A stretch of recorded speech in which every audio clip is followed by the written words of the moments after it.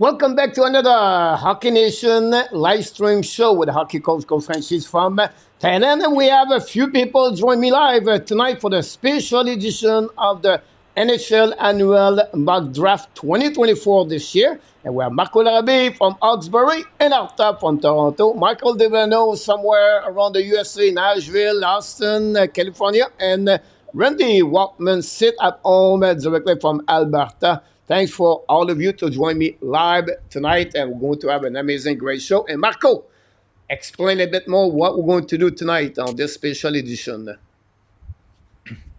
Well, Coach, it's that time of the year, right? Mock draft season. Entertap, you and I did a video, a couple weeks ago doing, I guess, half the mock draft up to 16. And, we got a lot of people watching the video, like I think over 5,000 people, lots of comments, lots of engagement with that. So, we figured, like now that the picks have been finalized, we know kind of who's picking where, the memorial done, the U18s are done, everything's done. So now we have kind of a bit of a better picture of kind of late risers and all that kind of stuff. So we figured why not get some of our really close pals around Hockey Nation and get Randy and Michael to kind of join us and do a proper mock draft of the entire first round. So the way that'll work tonight, gentlemen, is we're going to pick one at a time. Coach is going to be kind of the referee and kind of be our master of ceremonies. He's going to be kind of like Gary Bettman, and the four of us are going to be making picks. So what you're going to see is one of us, all four of us, kind of go one after another, and trying to kind of imagine what the GM for that particular team is going to be looking for in terms of what they have in their pipeline, what the best player available is, and all that stuff.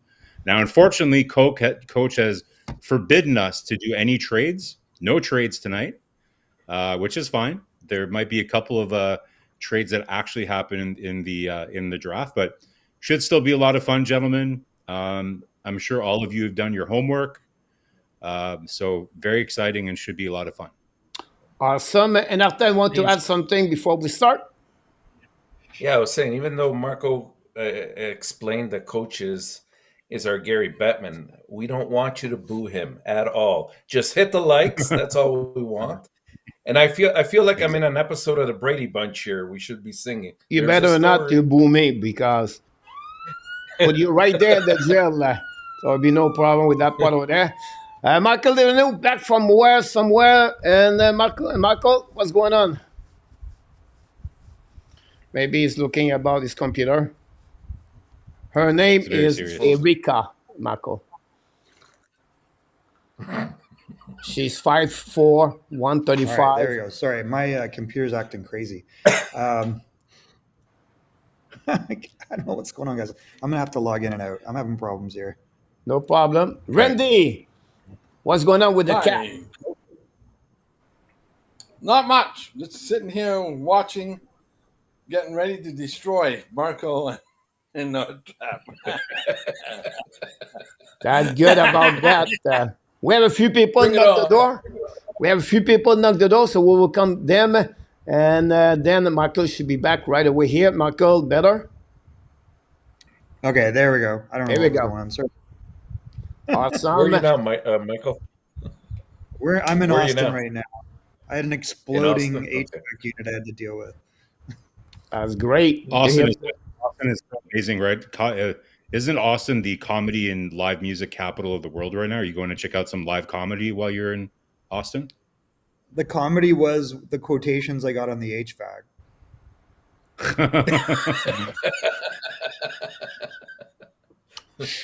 Traffic is really bad, guys, in Austin, by the way. The 35 is not very good. Yeah. I don't know if they fix it, but was not a great highway to go there because of college. But it's a college downtown, Austin, like he was in Knoxville, Tennessee. Great place to go out if you want to go out the evening. You have a nice bistro, a lot of great stuff over there.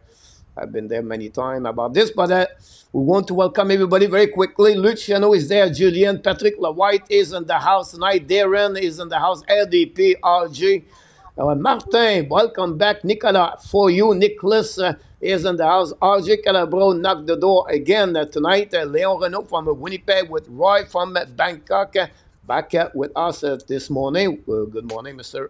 Everybody, for Roy, and then for everybody in the chat. Thanks for being with us. Don't forget to click on the likes, and we don't lose any time. It's simple, guys. We're going to go to the selection from 1 to 32. Each one of them will talk about the players and the reason why the team select the players. And sometimes we have a clip from different players. Hopefully, we have the most of the clip for each one of you.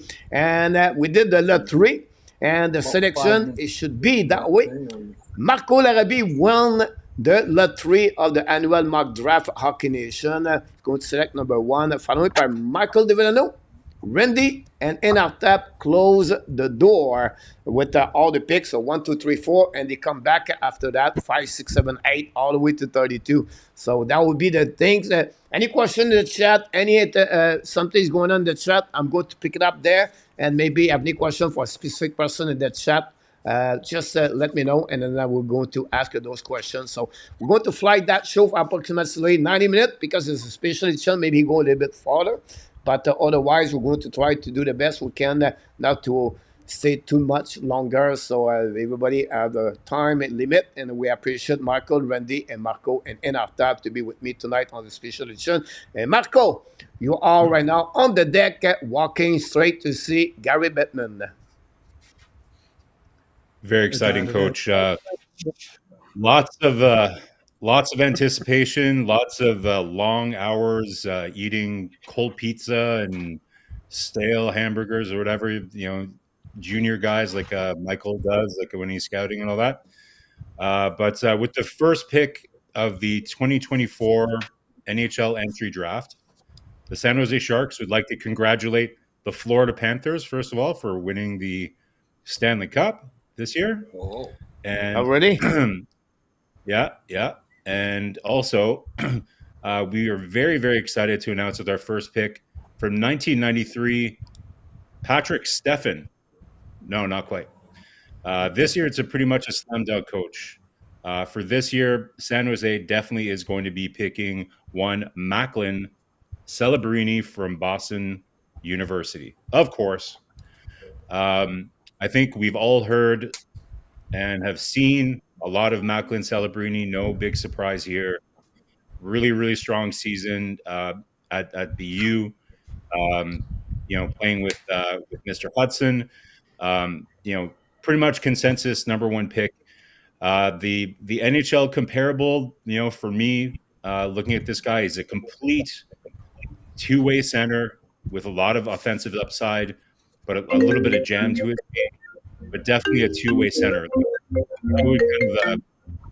I think I'm getting a call from Celebrini's agent that he might not want to sign in San Jose. I'm not sure who that was, but one player that I kind of like to compare him to is kind of like the reincarnation of Jonathan Toews, right?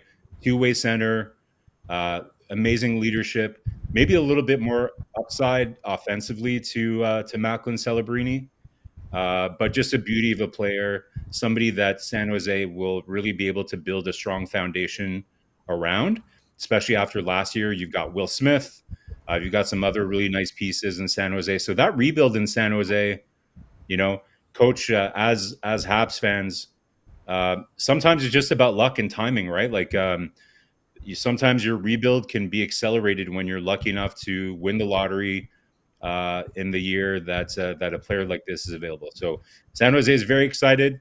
Mike Greer, this is going to really jumpstart kind of their rebuild. I don't know. Comments, gentlemen? Not much of a surprise here. Any thoughts on Macklin Celebrini before we move on to the Chicago pick? He's pretty So good. I've counted Macklin since he's 13. He played in the U.S., came from Vancouver. His father is the fitness and sports medicine director for the Golden State Warriors. So he moved from Vancouver to the Bay Area. And so I saw him as a 13-year-old dominate 14U in the U.S. Tier West. And then he went to Shattuck, and I watched him for 2 years there as a 14 and a 15-year-old. He's great at everything. Like, he's just above average in every single category. You're not going to get a more solid opportunity to come in. Like, he's just a great kid and a great player in every area.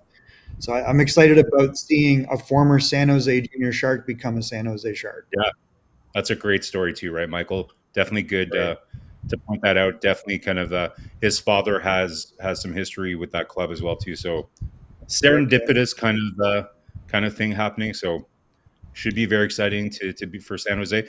San Jose is a great hockey market, guys. Like when that team is good, that building rocks, right? Like it looks like such a fun place to be. It's a great hockey market.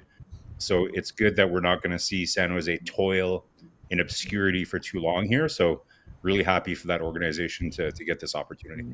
Sweet. Michael Devaney, you're on the deck with the Chicago Blackhawks. Well, I just got a text from this player's agent who confirmed, Vlad, thank you for your text saying that he would report to the Pucks and Dreams League, but that's not where we're drafting him to. So.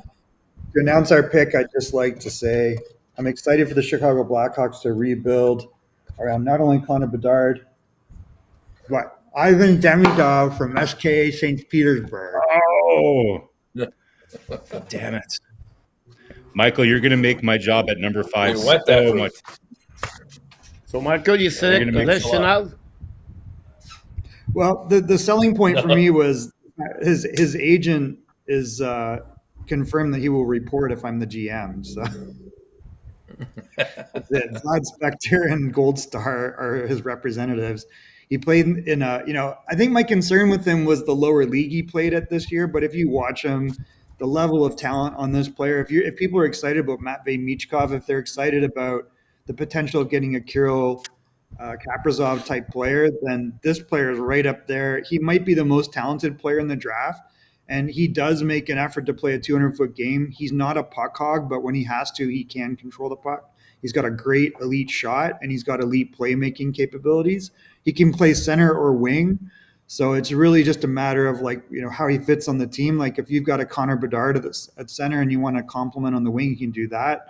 I don't think ideally you want necessarily two of these guys playing down the middle, but I mean, to have two elite talented players like this, I think it's just going to really, we have to restock a little bit. Like we've got guys like Frank Nazar in the system, but this is just another level.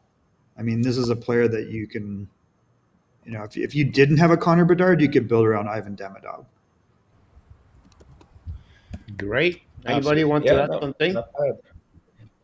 Yeah, I was just going to say, I know one thing, Michael, for sure is that for a long time, Chicago was sort of looking at Lev Shannon quite a bit, and also Dickinson to a lesser degree. So, I mean, you can't argue with the pick of Demidov, of course, but I'd be a little bit surprised personally. Yeah. I don't know. I project Kevin Korchinski as being a top 2 defenseman. I think that people are not understanding how good Vlasic is. And you've still got Wyatt Kaiser, who's probably an excellent 3-4. So I don't think Chicago's in as bad a shape. And they still have Seth Jones, that whether he stays or you move him for futures. Now, Levshkov definitely projects to be a number 1 D. So that was kind of like I was going back and forth on the two for sure. But, when you look at the depth of forward prospects in Chicago, it's not phenomenal. So I think it's worth the risk to wait a year, even if you have to get Demidov. The dreaded question, Michael? I'm sorry? Sorry, the dreaded question. Any concern with the size of the two superstars that they're going to have? Not really. Not with the level of talent. I mean, we'll go get Matt Garden to be their daddy. There's also some debate around Demidov's size too, right? There's some people saying that he might be almost 6 feet now as well. So we'll wait. 5'11". Yeah, he's 5'11". I don't know if he's 6 feet. I don't think that's accurate. From what I understand, he's over 5'10", and he's hit 5'11", and maybe that's where he finishes. But I mean, the reality is, if you look at the skill level, the hockey sense, the compete level, it's all there. I mean, he's just a phenomenal talent. I don't think I'm worried about height in his case. I just think he probably has higher end tool set than Macklin. And it's not like he's a lazy player just relying on his talent. Yeah. Now I want to see This is where this draft is going to pivot, gentlemen. If it goes this way, then it definitely changes the trajectory completely, right? So It thank took you, two Michael. picks. 2 picks. There you go. All right, Randy, pick number 3 with the Columbus Blue Jacket, Mr. Randy. Workman. What's your name? I'm you, just can't gonna pick, think, yeah. you can't have 2 Demotovs. Yeah, that's what I want. His evil ridiculous. twin. This is His evil nonsense. twin. I went over this, and I've been battling because between the 2 Russian defensemen, it's been going over and over and over in my mind which one the Ducks would like. I finally decided to pick Lechinov. The guy is just pure. He's probably the best ready defenseman in the draft. I love everything about him. He's pure. He's not the best in everything, but he's terrific in everything. And he'll make a perfect addition to the. Aren't I picking for? Is Columbus Yeah, good? Coach, Columbus and Anaheim. Yeah. Because that's Anyway, Anaheim's yeah. pick. Oh, yeah. I think has to it's be on- that. Yeah, I apologize. Yeah. Well, that's okay because if it was the Ducks, if it was the Jackets, then Marco's life would have been even more miserable with my pick. Yeah. So this is But that's for But that's right? what I'm Yeah. picking. Is he just his skating ability is beyond belief. He's great passer. He's great puck distributor. He doesn't have the best shot in the draft, but it's still a pretty good one. And he's going to be a power play specialist and use up a lot of minutes. That's it. That's why I picked him. Anybody want think- to add something? Yeah, like I think Pat Verbeek's been pretty vocal that they're looking to add a top 6 right winger and a right shot defenseman, right? Yeah. So this makes a lot of sense. There's some people that might debate, Pat Verbeek likes his hard-nosed players, so you could make a case here for Dickinson or for Salayev, but I think their need here, maybe they look at it, and even if they have one of those other guys slightly above Levshunov, then they just go for need and they take the right shot D. Yeah, that's why I did it, Marco. Exactly. You just described perfectly why I did it. Sound good. I think anything, Michael, you want something in our tap? Want to add something about listen up before we move on? I had him at that spot as well. Yeah, I think he's a safe guy that you're going to say, what's his worst case? Is he a number 2? Is he, that type of guy? Or is the upside that he's a number 1 and could be a Norris Trophy type guy? And I think that's where the floor is so high that you don't worry about it. Like he's just really good at everything. Would I like to see him play somewhere better than he's played? Yes. But the fact that he's over in North America already is a big deal. I'm not sure if he is. I'm trying to debate if he is the most NHL ready defenseman of these guys. I think But he's close. he's very close. Like He's he there, might. he's there. He's right there. Him or another one that I was thinking. Sound good. Dickinson. I think Dickinson's at that level. I think already for sure. Like or Silyaev is already playing pro. So. Yeah. All right, Mr. Enartap with now the pick with the Blue Jacket. We make a mistake, but it's okay. Blue Jacket No, select who, Mr. Enartap? Well, first of all, I want to say to Rick Bengal, I got your back. I think the Edmonton Oilers will win it as well. So I'll say in 6 or 7. Not sure which one yet. We'll see after the first game. But anyways, Columbus was a bit of a tricky one for me because of the management change. I kind of had an idea which direction they might go, but it looks like right now they're leaning towards forward and not defense. So it's going to be a tough one for me here, but I'm going to go with I still think they'll go with defense. I'm going to go with Anton Silyaev. Wow. The guy's he's got the physical attributes that really stand out to me. He's got the tools. This guy is really a monster. He's got great reach and great range. He might not be a top scorer like some of the other defensemen, but he's one that's going to make his presence known for sure. His physicality, he plays the puck very well. His skating ability is excellent. His hand-eye coordination is amazing. Fluidity of the play is great, as you can see there. And they have to build from that end, because right now, Wisniewski's about all they have back there that's legit, and so they need somebody else to help out in that regard. So I'm going to go with Anton Vasiliev. What's that? What about Yurchek? Yeah, man. But The only it's thing not a I bad can say pick. about him is coach. He's a giraffe on steroids. Yeah, like He's so big I and think so fast. I He's think a giraffe on steroids.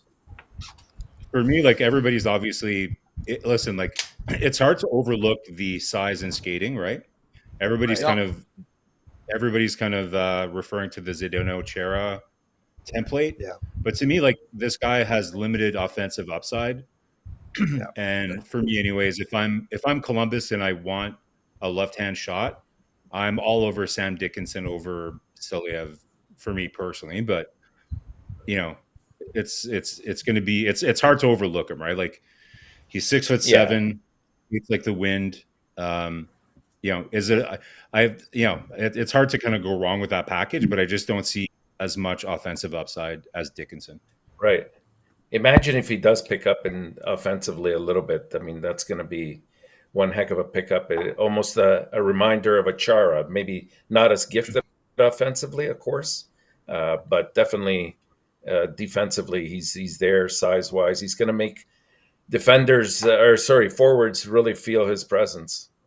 There you go. Guys, can we continue talking about Vasiliev for another 20 minutes so I can stall further with what has to happen next? We definitely want to put you in this position. Who's on your list? Come on, 1 minute. Montreal All right. Canadien is on the deck Where you with lose the GM Marco Larrabee. Montreal Guys, forfeits the pick. Yeah, seriously, guys, this is probably the worst scenario to come that you could conjure, if from a perspective of being second guessed, right? Because the best option in my opinion is off the table, right? Demidov is off the table. So now really you're looking at Sorry, I've got a three. text. Okay. Randy's gonna get kicked off the floor.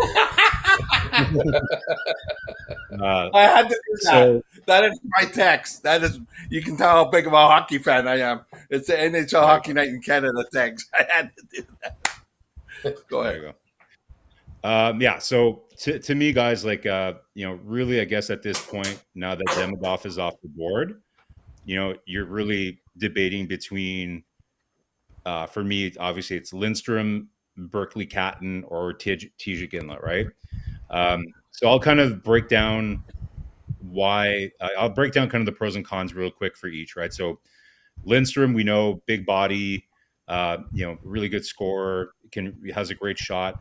Some health concerns there, but the really the only downside with Lindstrom is his hockey IQ a little bit, like his playmaking is a little bit under question there. Not as much playmaking for somebody that might be playing center. Then you have Berkeley Catton, who is the opposite of that. Like a really, really strong hockey IQ, really great vision and playmaking. Scored 50-something goals in the WHL last year.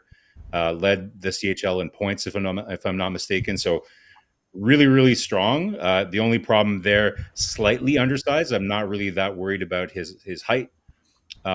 But more maybe his weight there. He's somewhere around 170 pounds. And as I've been very vocal about, my concern with him is his acceleration. For a smaller guy, you would want him to have a little bit more breakaway speed. Will he be able to kind of use his kind of like deceptive moves as much at the NHL level? And then you have Iginla. To me, You select Iginla? I'm going to pick. What? Who is this guy I'm gonna- picking?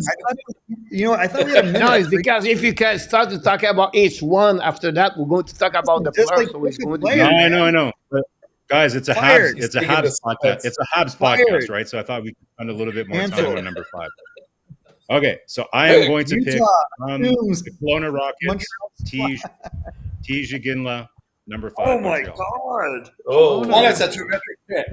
That is a It's not terrific pick. again. These Russian guys are all So over the place. let me finish my reasoning, guys. So, do I think Berkeley Catton might have a little bit more offensive upside than Tej Ginla? Maybe, but I really think that Tej Ginla, if he's not scoring, he's still going to be a contributor in other ways in the game. I think he's going to be a stronger playoff player as well. Montreal, like the way that I'm looking at this, guys, is Montreal. They tend to go a little bit more conservative with their picks, and to me, Tej Ginla has the most predictable floor in these forwards. You know what he's going to be able to bring you in terms of his compete level, playing inside. But let's not forget, he's one of the youngest players in this draft. Montreal likes late risers. Like if you look at the Slavkovsky pick and you look at the Reinbacher pick, they tend to look at players and where their progression is going. And there's no question that Tej Ginla, since last year, he was playing mostly bottom 6 minutes, back in Seattle. And then when he was given the opportunity, once he was taken off the big line, he actually started producing even more with Kelowna. He wasn't really depending on Crystal that much to get a lot of his production, right? So I think Ginla, the trend right now, the trajectory that he's going, I think he's going to have an amazing shot. He's still going to score some goals for you, but he brings so many intangibles that I give him the slight edge over somebody like Berkeley Catton for a number 5 pick. Yeah, I wouldn't be disappointed, Marco. I mean, he's got a great shot. This guy has such grit. It's in his DNA, as we all know. It's not a bad pick at all. I think it's great. It's like I typed in the chat room 30 seconds ago. He's got the best wrist shot in the draft. Yeah, Bar none. Yeah. The best wrist shot. Nobody's even close to it. I think Terrific Yzerman might have something to say about that. But He might, but he's still not in the same league as Ginla, in my opinion. Here we go. But a perfect fit. Awesome. Montreal get Iguela. Michael Deverneau now is on the podium with a new team with a lot of money in his pocket. Mr. Utah and nickname we don't know yet. The Utah Yeti. We're going to call them the Utah Saints, so we have a theme song. there you go. Here we go. And the Saints. I think that there's been a lot of picks in Phoenix last year. We picked Simashev, which was a little off the board. He had phenomenal interview. But if I look at it, like we've got, guys like Keller, we've got Cooley, we've got Geeky, we got Gunther. What we don't have is a Sam Dickinson from the London Knights, who we're going to select. Great pick. Good pick. So again, I apologize. Awesome, Michael. Perfect. Sam Dickinson from the London Knights is now a Utah Saint. Interesting. Great pick, man. No, Coach. Should Marco and I switch at 7 because I'm picking his pick? Yeah, we're going to go there a little bit later now. Just what do you have about Dickinson, Marco? Athletically, if you look at this guy, he's 17. He looks like he's 28. He skates as well as anybody in the draft, like forward or defenseman.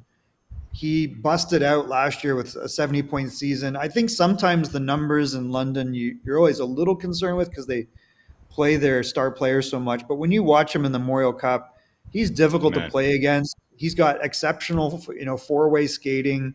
He's got awesome offensive instincts. He's got an excellent shot. Now, I think there is some question to some people about his hockey IQ, but it's not enough for him to not be a number 1 or a 2 defenseman. And I think if you look at the prospect pool in Phoenix, which is now Utah, there isn't a guy like this. And I think this is a big addition. We've got some really good talented forwards coming and that have already made the NHL. Like, this is the most NHL rated defenseman in my mind.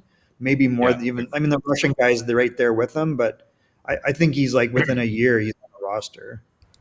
I agree 100%, man. I think he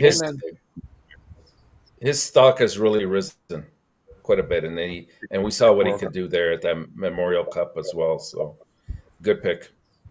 He's such an effortless skater. Just does everything well, right? Like, Michael. Michael, at this stage, would you say that there's a weakness in his game that he has to improve on?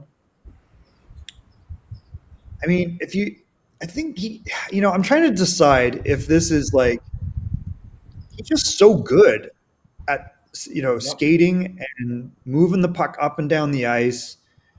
And I find him very patient with the puck, and he's the type of defenseman that a coach loves. But I think people have seen him so much that they question his hockey IQ, and it's like, oh, he's getting by on his athleticism. But I'm like, well, what athleticism?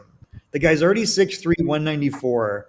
He hasn't even filled out. If you look at him, he looks like, a young, if you look comparables, you look at Jacob Chychrun,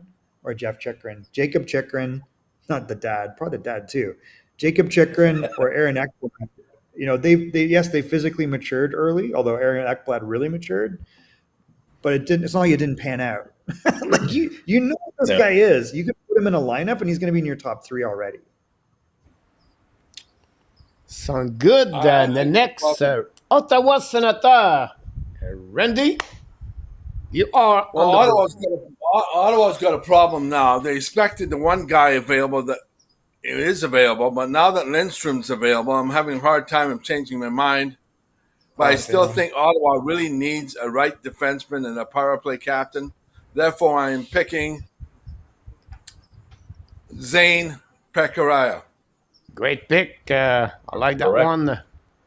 96 points, 33 goals. The perfect power play defenseman that Ottawa so viably needs.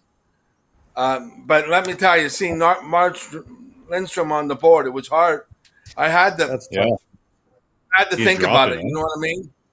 I had to think about it. I was wondering. I came very close to picking Lindstrom. His combine must have been really, really badly. Yeah, pretty bad. That must be it. Yeah. Anything else? Someone about Parek? Anybody in the chat? Hard to disagree with Zane Pekkaraya. Like, very, very, very dynamic, right-handed offensive defenseman. Really strong season. You could see the impact it had on, on his team when he wasn't there at the end of the playoffs. Like, London was able to eliminate him, and then all of a sudden, boom, he's back in the Memorial Cup and helps his team win. Like, wasn't the only reason why they won, but you could see the huge impact that they had when he wasn't there, right? So, really nice pick for Ottawa, Randy. Like, I agree, it must have been a tough call, man, seeing Lidstrom there, but I think that was the right move. It was. It was hard. Randy. Yeah. Randy, any concern with his defensive game?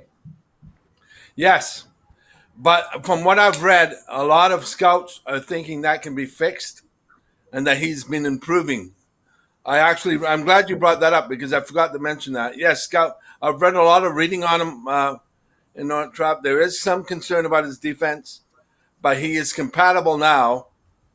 But I think with some coaching, he could clear that up. But yes, I do have some concerns with his defensive play. I thought maybe Marco can answer that better than I can. Marco, what do you think? Super Chat. Thanks so much for Super Chat, Larry. We're going to skip other dancing tonight because we are busy with what we're doing. So we try to stay in the time right now. So we only get 7. We're already past 40 minutes. So we have to get a little bit shorter about all the picks, talking about each player. So we don't have too much at the front. A lot of great comments in the chat, guys. I agree, disagree. Player, they like it, they don't like it. You should use that players, everything. That's a lot of people knowledge the hockey sense. It's great to hear that. The next pick is Seattle Kraken, and I think, Mr. Nartap, you are on the deck on that one. And I don't know where you're going to go now. Oh, I don't know. Like, I mean, Randy, you made it easy in one way, but if you sit back and you're thinking Seattle, I mean, you already have two very good centermen that are at least are supposed to project to be number one and two, with Wright and Matty as well. I don't know. But I don't know if they changed their mind at this point. And what's that? But is Lindstrom really going to be a center though? That's the question. Well, that's the $1,000,000 question, right? And also the health is a bit of an issue. But I mean, when you have somebody of that caliber, how can you turn it down, right? Especially when it drops down to this level. It's like I said, I had a hard time picking the guy that I did, so I don't. Yeah, absolutely. Yeah, my only concern was in terms of the team that is selecting at this point, whether it made the most sense. But I mean, they can always do things later, and when in doubt, you go with the best athlete, and you can't go wrong with a 6'4", 215-pound. Right now, he's a centerman, but he can, as Marco said, he could turn out to be a winger later on. I mean, the impact that this guy has is big. Like he's a physical kind of player. He doesn't mind, being a bit of a bully from time to time and getting into tough corners. His skill level is right up there. He skates very well. He makes it look easy. He's got a good shot. He's got a good nose for the net and can score. So with this pick, Seattle would like to take Caden Lidstrom. The only concern, of course, is the health, the back issues, and hopefully they will have done their due diligence with the medical reports and maybe second opinions and third opinions to say that it won't be an issue down the road. But I'm going to go with Caden Lindstrom for Seattle. Great selection about this. Michael, you want to add something about Lindstrom? I mean, depending on who you talk to, normally this guy is a top 3 pick. He had wrist and back injuries during the season and played half the season, and that's a major red flag. He's a big guy. He's mean. He can skate. He's got a lot of similarities to Quinton Byfield. And, I think my big concern with Quinton was, does he have hockey sense and can he handle the puck in tight areas? And if you look at how Quinton scored goals in the OHL, it was a lot off the rush. And then that stuff goes away. So I think LA did an amazing job getting Quinton to work on his board game, which is like LA's expertise, right? If you look at LA when they bring in their rookies, the first thing they've done always is they put him in the corner against a massive defenseman and they teach him how to take a hit and control the puck. So I think he learned that. I think Caden Lindstrom's probably the same. I think, if they take away this like going wide on defenseman because he ain't going to always do that and teach him, like get him to work on in close and can get him healthy, you might have an 80, 90 point player. He might be a 35, 40 goal scorer in the NHL. You just don't know. And you don't care if he plays wing or center. If he ends up being in center, it's because he can do all the other stuff. And if he goes wing, you don't really care. I mean, you're fine with it. He's just a phenomenal talent. They already got Adam Fantilli or Shane Wright in there. But, Shane Wright is not this athleticism. But he'll work really well with Shane Wright. Michael just described why I had such a hard time picking. So hard. Between Lindstrom and him. Michael, I could have gone right either way, I think. Yeah, Michael's honestly, it was Michael's making me even worse at number 5 now too. He was making, like, I was looking at him for Utah between him and Sam Dickinson. Honestly, like, it's such a toss up. You just look at the prospects and the difference. Yeah, for me, the only thing with Lidstrom, guys, was I agree everything Michael just said. To me, it's the vision and playmaking. Like, I don't see him being creative as some of the other forwards there. Like, his shot is top shelf and the strength and the speed, but I don't see the vision and the interconnectedness with his teammates as much. He's very much like a straight line player, like a good comparable for him. He's like a Chris Kreider is the comparable that you see a lot for him, right? So If that were the case, though, Marco, if that were the case, then moving him to the wing makes a lot more sense. It does. It does. Like I, if you it's look pretty at rare it, that like you see- you just said, right? Yeah, It's Like pretty like rare this that is you see a Marco, team right? like He's a Cy Young guy. He's got like more goals than Yeah. assists. So it's like a 100%. symptom. He It's very also rare. reminds me, guys, of Slav. Reminds me a lot of him because he has Which that one? big body that he's going to get a lot of garbage goals in front of the net. Who? Slav, Slavkovsky. Montreal's. Yeah. Oh yeah. Well, I Slavkovsky, see a lot of him in him too. All right, I we have to think- move okay. on, guys, because we're going to be late. We said one pick. We took 6 minutes on that one, so I'm going to be hard now to cut everyone here. Well earned minutes. And the next It's pick a is political Calgary debate. Flame, and we have to start with Marco Larrabee on that one. Well, guys, similar to the guys before me, I have players that are dropping that I didn't expect would be there, right? So, very exciting. The Calgary Flames, who unfortunately lost out on Tija Ginla. So Jerome McGinley goes back to his suite and is very low pro. Doesn't really show that he's around. And but the Calgary Flames with the 2020 with the 8th pick in the 2024th NHL entry draft, very very pleased to pick from Spokane Berkeley Catton. Perfect. Really, really Exactly. exciting to get this player Captain. at this Catton, Berkeley Catton from Spokane. Love it. You know, guys, the Calgary Flames, they need help a little bit everywhere in their pool, to be honest. Like most of their prospects are in their early 20s now and are already kind of cracking their roster. You've got Connor Zary and players like that are already there, you know. So when you look at the prospect pool, you've got guys like Samuel Honzek and Hunter Brewsterwich that are kind of coming up here. So they need help everywhere. So you easily could have went defense, but to me here, Calgary goes best player available, and to me that's Berkeley Catton, really dynamic player.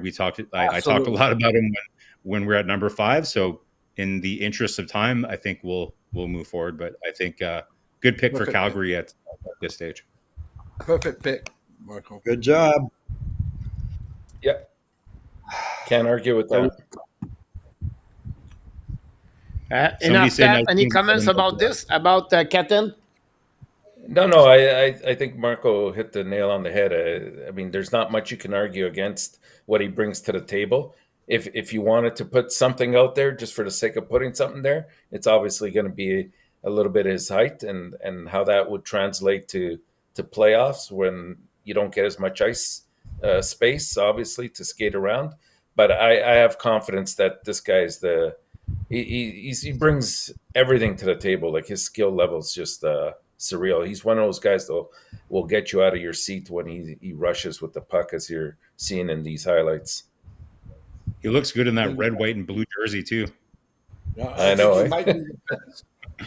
might be the best skater in the draft, Coach. Really? I don't know Yeah, about that. close. No way. I think that's his Why? problem. I don't think he has separation speed. I think he's got high Maybe I got that wrong. Then. yeah, and he can slice and dice, but I think the biggest concern is not for me his size, is does he really have separation speed or not? Exactly. Mhm. It's going to be Yeah. a winger, and do not surprise. For me, this is my best player for me to pick a Montreal Canadian. I hope they will take that kid, and somehow he's going to sell his attitude, because this is the players for He's me. a great kid. It will He's fit a great kid. Montreal Canadian. Yeah, he's I- a great kid. Yeah, And nothing his to do with production his was attitude. phenomenal. I mean, listen, he played for not an amazing team this year. They kind of No, no, dragged them in like the last playoff spot. So it should be no problem going to Montreal, where they're terrible also. Easy there, Michael. But you can see, like N26 said, do you prefer Igala at 70 points or Berkeley Catton at 90 points? Yeah, but again, it brings a You're lot looking more at the than that. analytics. Yeah, What about there's the playoffs? many more intangibles to look at. What about A the lot of playoffs, intent. Coach? Would you prefer a guy that gets you an additional round, or a guy that plays on the perimeter during the playoffs, a la Mitch Exactly. But which player Montreal Yeah. Canadian they have right now can do 90 points? You don't He ain't need gonna somebody do- that. Guy that you just drafted. You don't need 90 points in NHL? No, I don't think so. I really wonder if his game McDavid, translates how to many points, McDavid? Tressadol, how many points he has? Panarin, how many points he has? Guys, Berkeley if Cat. you don't have a player score 90 points in NHL, the chance to make the win the Stanley Cup is like 0.5%. You need players to add points. How are you going to score? Are you going to score with 25 goals, 30 goals for 6 fun players in the team and the Montreal Canadiens? Who's going to score 30 goals? How many points did Barkov have this year? Man, look his career, Marco. How many never points scored Barkov 90. is an average per season in NHL? But he's not a perennial 90 point. He's not a perennial 90-point guy. The reason that Florida is what they are is because it's the old adage that you take a little bit off your totals, your offensive totals, but you play the right way so that you win games. And that's why I went to Ginla, because I think he's going to help Montreal win a championship more than score regular season points. That was my rationale. In the playoffs. If you look at Barkov to defend Barkov, like the guy's missed time with injuries. He had 78 points in 68 games, 88 points in 67 games, right? He missed 9 games this year. So he is probably legitimately a 90-point player, first of all, but he does all that other stuff. I'm not sure that's Tej. Tej has he's going to win all the battles on the boards. He's got a lot more creativity than people think, and he distributes the puck pretty well. Is he a top line winger though? I'm not confident that that'll be the case, but you'll love his complete game, and he might be your captain someday. You don't know. He's that type of guy. Is he the guy? Is he the guy that you want to go to war with in the playoffs? Oh my God, Absolutely. yeah! He's of course. He's going to complement other talented players. Like you can play with him with the most talented player on your team, and he's going to finish, and he's going to dish and go. He'll set them up too. But I just don't. I don't think he's like. He might be a 3-4. He plays on the interior. Go ahead, Randy. I was going to ask Marco a question. Were you tempted to pick Yzerman at all? No, not a number. Hey, 5. no name dropping. No name dropping there, Workman. Here we go. Next pick, New Jersey Devils. We have Mr. Michael Deverano with the Devils. You cannot trade the pick, by the way. I'm sorry. Would like to. Well, considering it's New Jersey, I am going to go with it's higher risk, but I think where we're picking is where this guy should go is Cole Yzerman. I don't think his game is perfect, but he might be Kyle Connor. And I don't think New Jersey can afford to let a guy that could score 30, 40 goals inside the next 3 years in the NHL go. They need scoring from the wings. He's not a perfect player by any means, but he's definitely what he's good at. And he could be a real power play weapon. And, if you look at what's winning in the playoffs, is the power play and defense. But they've got a lot of other, they're set down the middle. They're set on D. They need a goalie. So if you had a magical superstar goalie here, you obviously grab him. But I think they can afford to give him the time, and he can, he's got Jack Hughes. If you pair him with Jack Hughes, how many goals will he score in the NHL? He can play with the highest end talented players that you have, and he'll finish like nobody. And he might be a product of whoever's in the middle there, but you just don't know. He might be a phenomenal goal scorer in the NHL. So Michael, now, we hear a lot of the risk here is where he scores from and becomes Zadina. And that's the one thing that I think that people worry about, because if you look where his goals are coming from, is he dynamic enough in those areas to finish off? But I just think who else they have there, this is kind of the type of guy they might need. I would go normally a Trevor Conley, but I've known I've been watching Trevor since he's in San Diego, since he's 13. When I saw him play in Seattle for the San Diego Saints, that team, I was like, this is the best player on the ice. And those people were like, who? And I'm like, that kid. But what you guys know about Trevor Conley is just the start. There's been issues pretty much every single year since he's 14. And he's been sent home more than people even understand. He was sent home twice by USA Hockey. He was sent home by his team in New Jersey. And he's got to mature somehow. And you saw it in that game. He lost that game for them against Canada. Against Canada. Right. Yeah, and with those- that was, probably in the bag. And that's just like, the problem with him is the psychopathy. Like, does this guy care about who else is around him? So, given those two players, like, I took Cole. So, Mike, just to zoom back in on Yzerman, what I was going to ask you is, so a lot of people talk about, okay, so Yzerman's not a good defensive player. That's never really been my concern with him. It's like, I think you nailed it when you said, like, are those shots going to be there for him at the top of the circle? But beyond that, I think that what you see with players like Kaliev and Wahlstrom, it's that, there's a difference between being a good goal scorer and a good shooter. To be a good goal scorer in the NHL means that, yes, you have to have a good shot, but you also have to know how to put yourself in the position to score and be able to play within an offensive system with other players. Do you think Yzerman will be able to evolve his game so that he can fit into the offensive schemes of other players and other teams more so than just depending on the shot? Yeah, I think that's what you're banking on here. Is you're saying, look, he can finish. He's way better than Wahlstrom, and he's, Kaliev is a character problem, not a talent problem, and always has been. Wahlstrom looked like the Pillsbury Doughboy at the same age, and maybe I don't know what he looks like now. He looked like he got in shape when he went to the Isles, and I think that was a big difference. You're like, oh, he's going to pan out, but I think Cole has got way more hunger than both those guys, and I think he wants to win, and he's a good teammate. I think, I already talked about it. I think the risk that you have is that he doesn't evolve just from that one thing he does, but he's playing with Jack Hughes or he's playing with Heeshire. And that's what I'm looking at. I'm like, that's the finisher, right? Like, people criticize Holtz, but he can play with those guys. He's probably a better Holtz. Yeah. Sound good. The Buffalo Sabres are on the deck with Randy. Well, Buffalo, I had the Buffalo play all picked out. Thanks a lot, Michael. Sorry. Great. But you know what? But the guys there that I had no idea would be there, and I'm shocked. So Buffalo's going to go, even though they don't need them, they're going to go the defense route and pick Z Bulliam. You stole the him. University of Denver. Yeah. Where are they going to play that guy? I don't know. Well, okay. Go ahead, Michael. I don't know. It's tough with Zeev. I've been watching him since he's in the LA Junior Kings, right? And it was so weird because even on Shattuck, he was maybe their third or fourth best defenseman. And I was watching him. I'm like, is he really just your third or fourth best defenseman?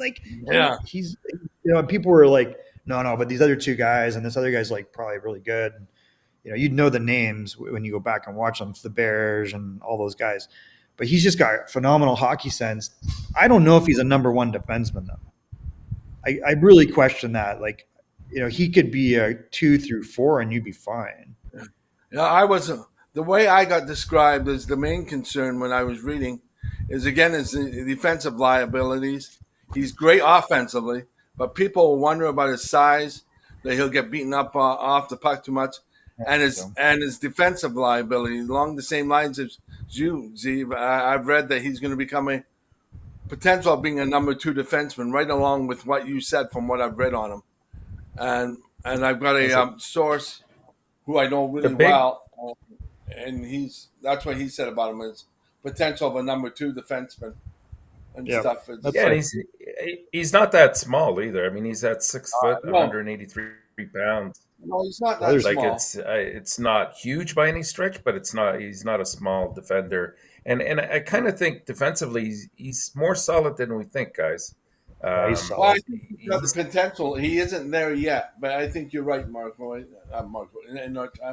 that he can become better.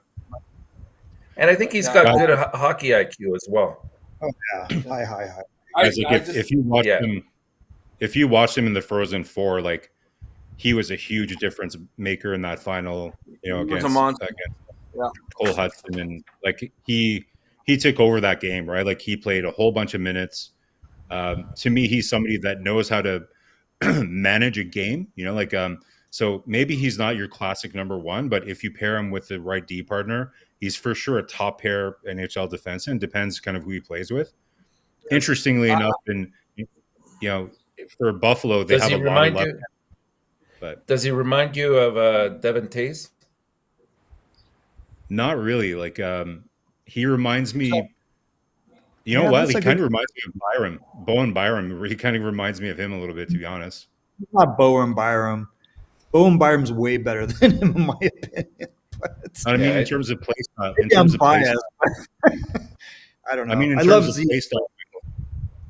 I Right, mean, to I move don't to the know whether I next. made did I make an okay pick for them guys? Was it bad or This what? is a great pick where it is. Ask RDP. All right, it's a steal. If you put Brian Okay. there at number 11, this is a steal. Yeah, I would Okay. agree with that. That's what I thought too, I just- Coach. I just don't know where they would play him because they have so many left-handed defensemen, right? But Defenseman, yeah. you take the best player available for sure there. He's 'Cause not Buffalo's ready so- for the NHL for a while, guys. Like this, he's not coming to the NHL for 2-3 years, in my opinion. He might be No. 4. You And don't. Buffalo, like their prospect pool is filled with all kinds of guys. Like you could take a forward here and be like, where are they going to play him? Like Buffalo's just stacked full of prospects. So to me, That's why I had a they're- hard time with it, Marco, whether to go the position or go with the best player, and I finally decided to go with the best player. I didn't. All right, we have It's a to move tough- on, guys. No choice. Buffalo, and now it's going to be the Flyers, and then we have Mr. in our top with the pick of Daniel Brière. Yeah, I had William going to Philadelphia, but I mean they need a lot of things, right, in Philadelphia, and they made some good picks last year. I thought they made some good moves as well with a couple of their trades. So they're slowly starting to get there, and we saw that they were a very significant piece this year until they folded a little bit at the end. But that's understandable with a young team going through this process. I think for Philadelphia, I'm going to go with Consta Helenius. I think that will sort of complement Michkov as well eventually, and I think that he's a very responsible player. I mean, I think he's 5'11", maybe 6 feet, if that. Yeah. But he's a difference maker in from what I saw, especially at the juniors. He'll probably have to get a little bit stronger because I thought at times, he didn't show that upper body strength that he could, but I think he's an elite forward. He plays a competitive 200-foot game, and he does it very, very well. He's got great vision and awareness, and he's able to finish once he has the puck on his stick. He moves well. His skating is very good as well. I would just say once his body fills in a little bit more, he might even have maybe another inch or so to grow. I think he's going to be a solid addition to the Philadelphia Flyers. So I'm going to go with Consta Helenius. Sound good. Anybody want to add something before we move on? He was the I one seen I him was gonna- projected as third. I mean, so it's if he go, this is a great pick for where it is. for sure. Yeah. Sound good. Minnesota Wild. Marco, you are on the deck with the Wild. Well, this run on defenseman is really killing me here because if you look at the Wild here, so pretty deep, like in terms of they have Liam Ongren, they just they got Urov, Riley Heidt, Charlie Stramel. They have a stud in net with Wallstead in their pipeline, and they have they have that great trade with Brody that they just pulled off. So they're set on the right side. I was hoping to get a left-handed defenseman here for Minnesota, but it would be a bit of a reach for me to go for the one that I have ranked there. So what I'm going to do here, guys, for the Minnesota Wild, I'm going to go from Oshawa, Beckett Seneca Good for pick. the Minnesota Wild. Great. I think in this The case, next like I said, I probably would have went left defenseman if I was hoping Bouillon would be there for them.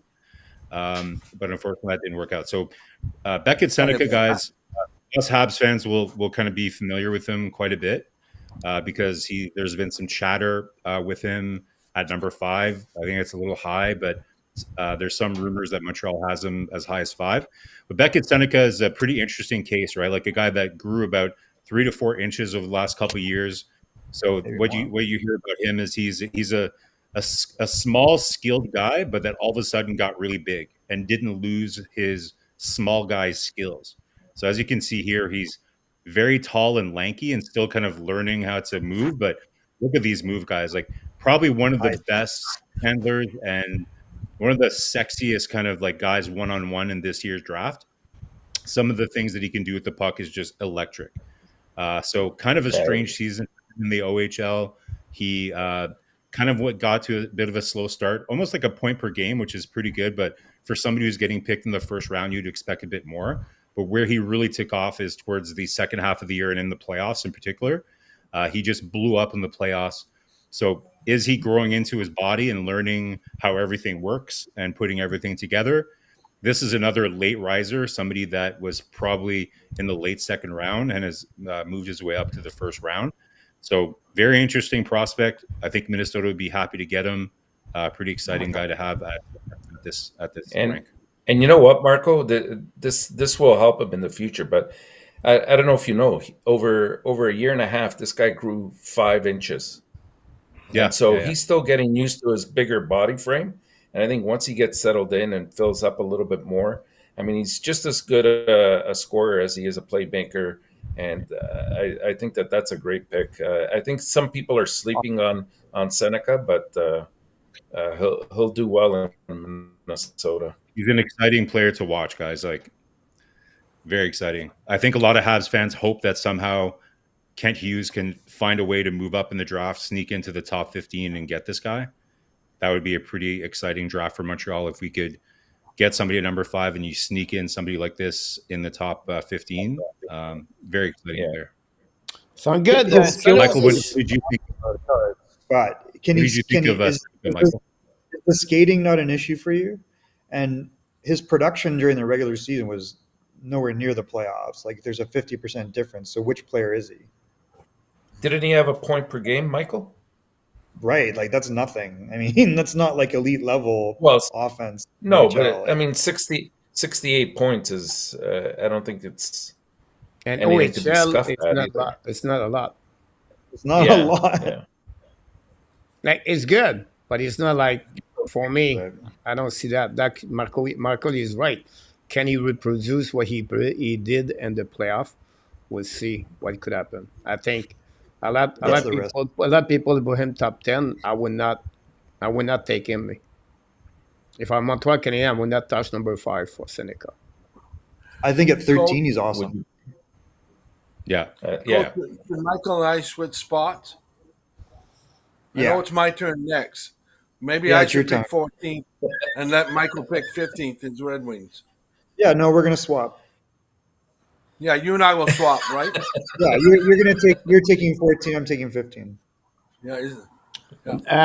Yeah, so the next one is back again. By now, is going to be usually it's supposed to be Michael. You're going to stay at 14, and you're going to do also 15. Oh, I'm doing both. Yes, because after that I'm going to go a little bit later. Brandy is going to go the next pick, and then Arthur is going to get 26. So I'm going 14 and 15. Yeah. It's not matter. I want you to be sure you select Detroit. All right, I didn't understand that part. Okay, I thought I was swapping with him. Well, you can go that way. That's fine. We can go. Randy, I know you're ready. Let's go it. Sharps, I already know what Randy is going with the right defenseman. So let's go, Randy. That's right. Carter Yamashuk. There you go. I see this already. I read his mind. He tried to get him since like 6th round ago, but he got that one now. No. Sorry, Michael. I wasn't sure whether were you going that way too? Honestly, yeah, that's what I would have picked here. So a little bit more about him and Brandy. 31 goals, 41 assists. Nasty as heck. Yep. eats people for lunch. His only negative part is he's taken a couple bonehead penalties because he's lost his temper. But if he can mature and keep his mind and play with his chip on his shoulder, but do it legally, the Sharks have a gem here at number 14. And they're lucky to get him this low at 14th.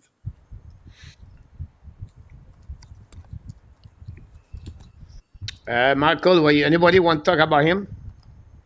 Yeah, he's in our league in the WHL for Calgary. Like, he's a big time defenseman. He's got size. He can play offensively, and he's mean. And I get like where people are like, oh, he kind of takes some bonehead penalties. Oh, look, here's us beating them. Yeah. Aside from that, I think this is an excellent pick, and for him to be at this spot is like a no-brainer for me for San Jose. That's like great prospect for them. He'll take a little bit of time, but I mean, when he's 21, 22, like some people have him like top 5. Like, didn't the Bob McKenzie list have him way, way high? Like the consensus for scouts, like he was like in the top 10 at least. He was in the top 10. The highest I seen him, the highest I saw him was 7th. That's the highest. Most people have him between 12 and 16th. Who would you say is a comparable? Brandon Montour, maybe? Montour, I was thinking Calgary's Weezer. Calgary's Max Weezer. Uyghur. Uyghur.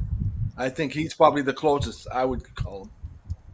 He's got a little bit more meanness than that, right? Like, call him kind of like a baby Trouba, like not as vicious as Trouba, right? But like a baby Trouba. Maybe better. I like that, Marco. I like that, baby Trouba. He doesn't do the head hunting that Trouba does, but that makes sense. Yeah. All right, guys, we have to move on. Pick number 15 with the Detroit Red Wings. Now we're going to give that pick to Michael Devenot, his favorite team, and he's going to be with Trevor Connectney. Just kidding. Well, I mean, Trevor Connelly is very tempting given the talent level and where this is. I can't see him fitting in the Detroit culture, but maybe I'm wrong. Like, he's normally, if you could take the off-ice stuff, this is who you have to pick. Yeah. And I just can't see them doing it. I just don't see that fitting. There's a really good defenseman here, but I look at the prospect pool and I'm like, you don't want another, right shot defenseman. Like, normally I'm picking Jiricek here because he's the best player in my opinion. Aside from issues with Trevor Connelly. So failing all of that, we would like to select a guy whose name I can never pronounce properly, Michael Brandsegg-Nygaard. Exactly what I thought you're going to be. That's where I was going. Yeah, I was hoping to extend it to a tip here, but you did very well pronouncing that, brother. Yeah, you did, and it's a great pick. And I'm glad that I didn't have to do it, so thank you. Perfect. So I was about to take it. He's playing in the second tier pro, right, in Norway. So he is playing his men. Yeah. It's not like the greatest league ever. He's got good size. He's got a really good motor. I don't think he has high-end offense, but you're going to trust that this guy is going to come in and he's going to kind of go from being a third line guy flexing up to the second line. I think that's realistic for him. And, I just don't know if he has super high-end offense. If he does, he's a good skater. He moves quickly, but he's not like a dynamic offensive game-breaking player, which is, I think that's who really ideally you want if you're Detroit. It's almost, this is the cost of actually being more competitive and ahead of schedule than you really should have been. Like, this is where you kind of go, do they take a risk and take a Trevor Connelly and you interview him and you say, hey, he's not going to do that crap in our culture. Literally crap. There's 2 crap incidents, in case you're not aware. I can tell you guys off camera. Yikes. I mean, so, you're sacrificing high-end offense for this. Michael, he's more one-dimensional. Would you say that him and Consta Hellenius are probably right? other than Celebrini, the two guys that are closest to being NHL ready? Yeah, because his game is not based upon being able to do high skill, high scoring. You're not expecting that. So if he comes in, he's going to contribute in a way that has nothing to do with necessarily high end offense. And maybe he surprises us because he's not like he's a bad skater. He's quick. He's got size. He's got a really good motor. But to me, that translates to more of like a third line, I was maybe going to ask you that. second, right? That's the problem with where we're picking here, right? Do you go off the charts? Like the other guy that I was really thinking about was the Russian kid, is Chernyshkov, Yeah. and that would have been the other. Yeah. Yeah, Chernyshkov, because he's a little more north south, but that might be a really valuable thing. But also his offense may not translate, right? So I think no matter what, you're getting a very complete player here. It's more like consistent with what they've done with Nate Danielson, just knowing where they're picking. But that's the cost of being too good too soon too, right? Like. Yep. All right. I was thinking about Nino Niederreiter, Michael. Are you agree or disagree? I don't know. I feel like Nino scored big time in our league, right? Like he played for Portland along with Sven Barchi. Yeah, but he played on the third line in the NHL. So that's the Yeah, it's kind possible. that's what when I think about his, it would be like that. The work he does, I think they are similar. Maybe offensive side, maybe that would be Nino a great. bit better. If that works out, that would be great. I always felt Nino has a higher end offensive skill set than people understand, but he's not like he's big, right? And he's gonna use his shot and he's gonna Yeah. drive shots to score. And I think those characteristics are there. Does this guy have that kind of finish? If he does, you're excited. Like if he's a 20 to 30 goal scorer from this third to second line flex, then amazing. Then this is a home run. All right, let's move on with the St. Louis Blues. Doug Armstrong with assistant GM in our top talk about the next selection, and you're going to go the next direction, Mr. in our top. That's starting to be a little bit more harder. It always is, especially when you're on the downside of the 32 here, or getting there anyways. You know what? I think in St. Louis case, they didn't make it a secret that what they wanted to do was not to rebuild. They wanted to retool, and they have some very young pieces, especially at the forward position, that are translating to that when you think of guys like Thomas and so on that are on that team. So my guess is they'll probably go with a defenseman. They have a bit of a aging and bit of a small defense. So I think this is where Adam Jiricek will come into play. At 6'2" and 180 pounds. I think he's the kind of guy that he kind of showed his best side. With the medal game there with the silver medal game winning with the Czechs in the under 18 Hlinka Gretzky Cup. He didn't. He did have some problem. Like my only concern, and this is probably why he's later on in the draft, has been the issue with a couple of injuries that he's had, and most recently, I think it was a concussion that he suffered just before the World Juniors, if I'm not mistaken. And then he had an injury in the first game of that event as well, even though he made it there. So hopefully it's nothing too serious. You always worry when it's a head injury, but this guy he plays hard. He competes very well. He's not going to get you a lot of points, but he's a complete defenseman. Like in terms of responsibilities and handling him, he's very responsible in his own end. He cuts down the angles. He makes his presence felt. So I think at this stage, it's a very good pick, especially for St. Louis. How refreshing is it to see these clips with like not as many ads on the boards? It looks like the rink looks massive. Yeah.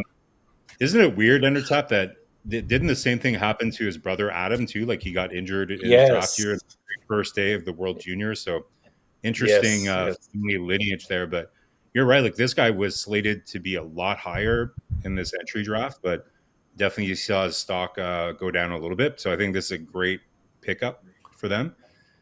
Unfortunately for me, though, I keep chasing these defensemen in this draft, and they keep falling off right before it's my turn to go.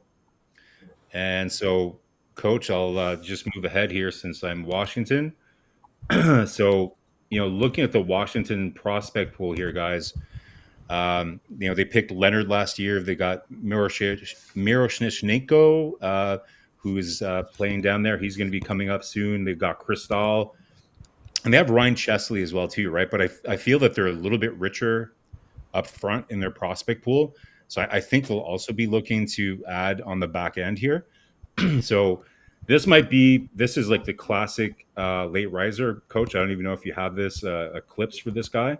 So I don't know if it's like off the board, but definitely somebody that's been a bit of a late riser from Norway, Valerenga in Norway. It's Stian Solberg. Oh yeah. Mhm.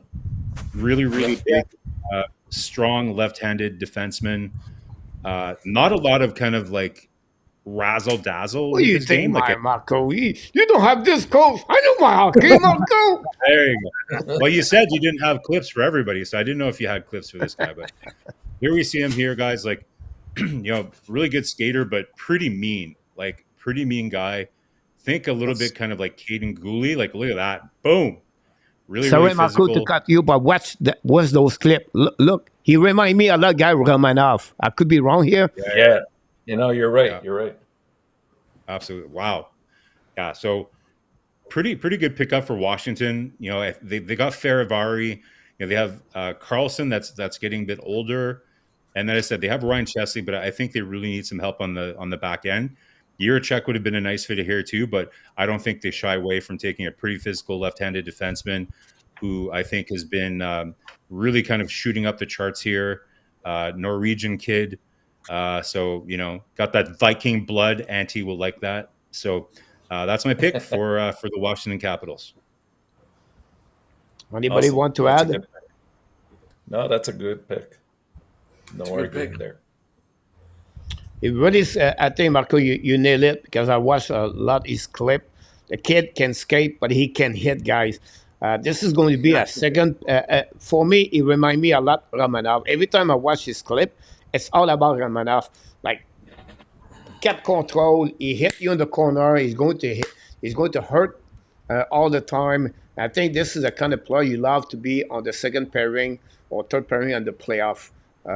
This is a kind of, and he's just like Marco. You think about sometimes like why you like a player like you don't need to be tall, but if you're smart, but you thick, you really right. And that's the kind of player I like from him for Strobel. So he's 6'2", 190. But he played bigger overall. So that's a great selection for Washington because they can get that kid. I don't surprise he'll be top 20. Chicago Blackhawks, and we go now with Mr. Michael DeVillano. Second pick of the Chicago. After they get Dimitrov, he's going to add a winger or he's going to go with a defenseman. I mean, those are the only two choices, maybe. Oh, you could go goalie. I don't think there's any goalie at this spot. They need a goalie. Everybody needs a goalie. So I'm gonna do something that's maybe gonna blow some minds and some ratings away. But the Chicago Blackhawks pick from the U.S. development program Cole Hudson. Oh, wow. If you watch this guy at the U18s, he's bigger than his brother. He set the record for U.S. development in points. And if you watched him at the under 18s, I'm confused. Like he had 13 points in 7 games, and it's not all assists. Normally, I would have a guy like if you look at a comparable, and I was debating on this. If you got an EJ Albert who's rated so highly, scored 0 goals last year, this guy sliced and diced everybody. And, we all kind of slept on his brother. Like, I don't see him making this mistake twice. Like, I can't imagine after watching that performance that someone wouldn't grab him up here. And I think at this point, it's risky, but I look at a comparable of a guy like the Finnish defenseman, the small, undersized Finnish defenseman at this point, and I go, I don't think he has the offensive upside here. I look at other alternatives like Trevor Conley. You're not going to bring to Chicago.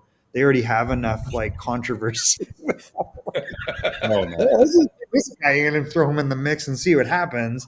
I think that you've got like, and by the way, Trevor Conley lived with the Hudsons. He lived with Cole Hudson's family. Really? Yeah. Yeah, and he spoke really highly of him. Like he said, I think he gets a bad rap, and I feel bad for him. Well, I got some more information, but I think he. So by all accounts, he was really good there. But he also defending the kid for what happened in that game. Who was the leader in that team? To me, this was the best player on that U.S. team, and that he's going to get a shot at playing in the World Juniors. He's going to go to university, like an absolutely stacked university team. Did he not convince Cole Eiserman to go to the same school that changed his commitment? Like, this kid's a leader. He's 5'11". People don't realize he's like, when you drafted his brother, he was 5'8". And that was kind of a COVID oversight. I don't think you make that same mistake twice. I think this is a guy with a high end ceiling. Maybe he takes a little while just to fill out, but I don't think he's going to take that long. Can you believe people have him as they're having him like in late second round, early third round, and something like it's crazy. History is going to repeat it. That's what you're banking on. I think it's all there. Like. Sorry, pick, what were you going to say? All right, let's move on, guys. Well, Vegas go tonight, and now it's Randy Walkman is on the clock, Randy. And can he go all the way to the cold on the north? We'll see what happening with that one, Randy. Trevor Connolly. Yeah, put him in Vegas. Guy's available at number 19. I'm shocked. He won't get in trouble there. Oh my God, you're putting him in Sin City. Why not? But I knew I was going to get a bunch of smirks. But Vegas at this moment has so much talent. They have so much patience. They're just going to go with the best player on the board. And at this time, that's Trevor Connolly. But I think where your mistake is, they would go with the best Western Hockey League player on the board. So who is the pick again? That may be true. Trevor Conley. In Vegas, in Las Vegas. In Vegas. I'm sorry. I just went There's with the a best bit of player. irony there. The two worst places were Chicago and Vegas for him. I know it's the worst pick ever probably on the board tonight. He's super talented, guys. He's like He's not, he's got he all is. the skills to be a top player. I mean, My notes, as I said, he's pure talent. He works hard. Just deserve. Who? Sorry, What's what? the pick right now? I applied because everybody talking together, so I cannot get it Trevor right now. Conley. Trevor Conley. Trevor Connolly. All right, Trevor Connolly. All right, sound good. Sorry about that. That's okay. just don't room with them. The solution to Trevor Conley is you make him board with Alex Pietrangelo, and he'll make him. He'll be his daddy. Alex Pietrangelo won't put up with Jack. No, he won't. He have a good shot. He have a really good shot. When you watch his clip, the kid he can shoot the puck. He can fly. He's really creative. Like, he's such a talented player. When I saw him, honestly, like when he was 13, it was like the US, the WHL US. I think it was the last year they did this. We would do a US combine, and they would bring in all the top players. And it was in Seattle that year. And San Diego, people were talking about this other guy, George Aklis, and George Aklis was he was of age. He was a 14-year-old, and it was a AA team that had a lot of really good players on it. And then I saw them. I'm like, that's the best player in the entire thing. Like, did you guys see him? And I kept talking to people, and they were like, no, who? And then I asked the coach. He goes, yeah, he's going to be a stud. And so, Michael, if you really want to endear yourself to our bunch of Habs fans in the chat, why don't you venture to tell us if you think that he might even be better than Lane Hudson, his brother? Who do you think ends up having? Yeah, like if you had to pick between Cole and Lane, who do you think will have the the best NHL career. Way to set him up, Marco. You're welcome. Oh yeah. Michael, get some life insurance, please. This is like comparing Luke Hughes to Quinn Hughes. I love it. That's exactly what I was thinking about Yeah. that. Yeah. He's a little more physical, and he's a little bigger at the same age. But the guy has, people overlook him. Like, I don't think Lane Hudson has the greatest straight ahead speed, but his edges and walking the line and his deceptiveness and a little move to throw guys off, like he's opening up lanes all over the place, and he'll jump into a spot with the puck and not lose it. Now, does that happen, long term in the NHL? We're going to find out. His brother's bigger. His brother is 5'11". Like, I think they're going to come in at 5'10 and a half, 5'11 when they do combine. So, but if you listen to the brother in the interviews, the kid's super mature. He's very realistic. He goes, my brother's better than I am. And everybody's like, what? Because I think he has all the same tools, but maybe a little more physical. Like, I think he's an exceptional tactician, and he's going to dissect your defense. And that's what you're looking for from this guy. Like, he's got something really special. I think the same thing with Luke. Like, people underestimated how good offensively Luke is just because he's bigger than the other two guys. And I think that's probably similar. Like, I think you'll end up, having a similar comparison. You very skillfully navigated through that landmine that I set up for you. So congratulations. Yeah. Listen, I don't know what the upside of Lane is. Like, is Lane really a number one? Like people are saying. I think there's a lot of hype there. He could be Jared Spurgeon. Yeah. Which is not bad. Yeah. Like, Jared Spurgeon is a phenomenal skater with a 14-year-old's body. So that, there's some comparison there. Like, but I don't know. I think there's something special about both these guys. If you look at that U18 performance, you're like, this guy's a first round pick. The whole family. Don't they have another brother as well? The other brother's younger. See, I think the other brother is younger. I think you nailed it, Michael. Yeah. It's just a great family. Like, I've seen a lot of interviews with their family. It's just good people, and usually that's what happens, right? Like, just really disciplined, eye on the prize. I think it's a good pick. I would be surprised if he doesn't go in the first round. Like, if you look at the list right now, he's like late second round on some of these lists, and after that U18, I agree. I just don't see how any NHL team can see him in that tournament and not see a first round talent. I was super tempted to pick him for Detroit. Like, if you look at what the upside is of anyone from Detroit picks down, you're like, what is it? Like, there's no top end. And if these guys are going to all take 3-4 years anyway, like, maybe someone takes a flyer on him. We don't know. Yeah, so you talk about some guy, Quinn, Cole, and Lane. Lars or something, right? Yeah, that's it. Quinn. Yeah. He played already with them. I think Lars is a 2008, and then I think Quinn is the older brother, isn't he? Yeah. All right, guys, we have to move on. The new calendars. Here we go. The next pick, Mr. Nota. All right. Bring it down to my Islanders, my second team. Well, what does this team need more than anything? We've been saying this for years and years. They need scoring. So at this stage, I would bring into the equation Liam Greentree, who at 6'2" and 198 pounds, also brings, I think he had just over 90 points this year with the OHL Windsor Spitfires. I think he's a very dynamic player, especially given his size. He's a big, strong power forward. He has very good hands. What else can you say? Like, he's very deceptive for a big guy, and he skates well for a big guy. And he has the size and the reach, and he uses both of those really to improve his game, and he's got a very good shot as well. His release is very quick.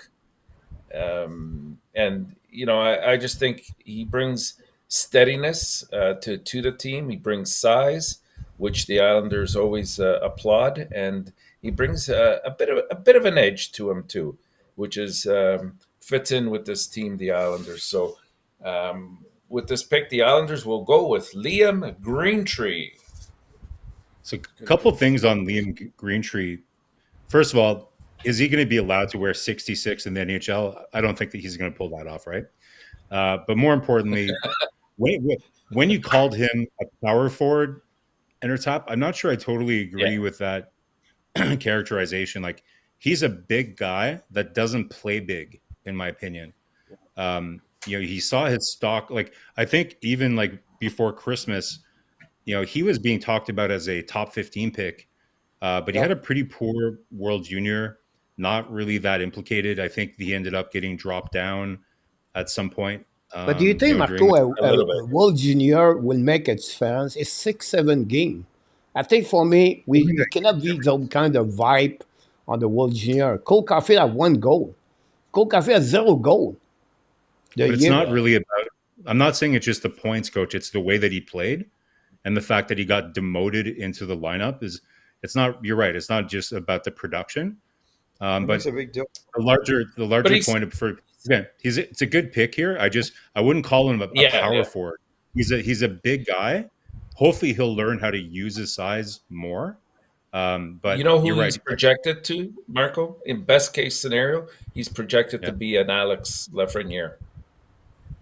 Yeah, I don't see that. What? Alexis Lafreniere? No way. I don't see that. I don't see it with him. I don't think his skating is amazing. I think he's a little bit of a heavy, choppy skater. And I don't think he uses his size. Like, he's more string bean than anything. But, he's got some offensive tools, I guess. Well, where the pick is this is a great pick because he could also go to a Detroit. But I think a Detroit would look at the wheels and say no. But, this might be a perfect player for the Islanders to take their time and integrate him there. It's a low-risk guy that has shown character and can put up some offensive numbers, which I like. And he does play in the program, right? Like, it's not easy to get into the World Junior Canada stream. Like, he's in there for a reason. The only thing, more clip you watch of him, I realize he's more like north-south players. He's not like shifty like east-west. That's the kind of player you see. We'll see. He's not. You like that 20, I think is a good selection about that. We have to move on, guys, with the Nelson Kings, and then we have Mr. Marco back with the Kings. Now he just called Marc Bergevin. So what was the last update? Is he even there anymore? Yeah. So Bergevin's still there. Marc Bergevin's still there, I think. Not for long. I think he's having some talks with Columbus still, right? He's not leaving Manhattan. So for LA guys, like their pipeline is interesting, right? Like, so they've got Eric Portillo as a goaltender. They've got Brent Clark, who you imagine he's going to be on the team next year, and Martin Chromiak. Like, so their prospect pool is dwindling a little bit. They sacrificed a lot to kind of make some moves. Making what some would say maybe are some questionable acquisitions, like Pierre-Luc Dubois and things like that. So. They're definitely looking to replenish their prospect pool here, and I think they could go anywhere. But at this stage, on the list, I think they'd be looking at best player available. And to me, there's a couple of options here, but I think where they would fall is from Dynamo Moscow. Go with Igor Chernyshov, which Michael referenced earlier. Really nice player. Nice fit for LA. Looking, they're pretty set down the middle. Whether you can debate that, whether Byfield actually plays center at some point. I'm still not sold on that. So I did contemplate. Are there some centers that that they can kind of move in there because they've got Dubois there. So I looked at some of the other centers, but the centers that we're seeing here in the lower half of the draft guys are going to be more bottom 9, I think. In terms of their impact, but. This player here, guys, like, he is a pretty dynamic skater, as you can see here, pretty shifty, plays on the inside quite a bit, right? Which is what I like about him the most. Like, he's not really a perimeter player. Like, he has the moves to kind of get in and get inside, and is not afraid to get there. Very decent shot. Wow, I haven't seen that one, Coach. That was a beauty move too. But pretty strong on his skates as well too. So I see a lot of upside with him. So I'm not sure kind of what his contract situation is. Like, there's always the Russian factor here, but I think at this point here, it's somebody that LA would be willing to work on. I'm not sure if LA has too much of a history. They have Kaliev obviously as a bit of a history there with Russian players, but I don't think that would kind of sour him on Chernyshov. Great point, Marco. He is really strong. They use him a lot on the. You see, he shot for the right side. I apologize because he played on the left as the left winger and KHL. But the kid is really 190, if I can recall it. He is.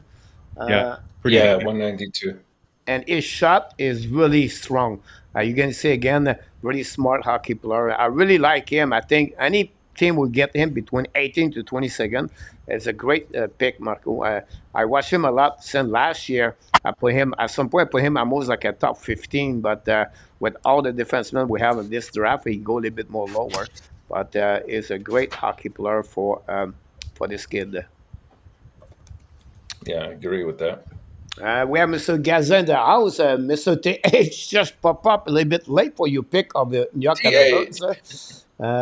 He said he will go with NR-Tap, so you can fire now NR-Tap and TH. Michael and it will be that pick for him. So that was my second choice, TH. Yeah, it was a good one. Nashville Predator with Michael DeVillano now. You've been in Nashville. You have maybe some insight with Barry Trotz, Michael. This is such a tough spot given who's there. One sec here. I just want to double check one thing before I make this pick. You already pulled your Cole Hudson hat card a little early here. So, what other kind of magic Michael have? Well, there's two ways to look at this, right? Like, who would he pick versus who's the best player here? Yeah, we should be looking at what would Nashville do? Man, that's why this is tough because there's not like I would say normally he would go. There's a lot of soft players here, man. I don't see any of these guys. I'm like culturally, the guy that would fit may not have the upside, and that's the problem here. Whereas the guy that's still on the board, that to me, if you're taking the best player that might have NHL impact in the next 3-4 years, it's got to be Aaron Kiviharu. The other option is Ryder Ritchie, but I think his offensive production has been really disappointing. But, they could definitely take a shot at him here.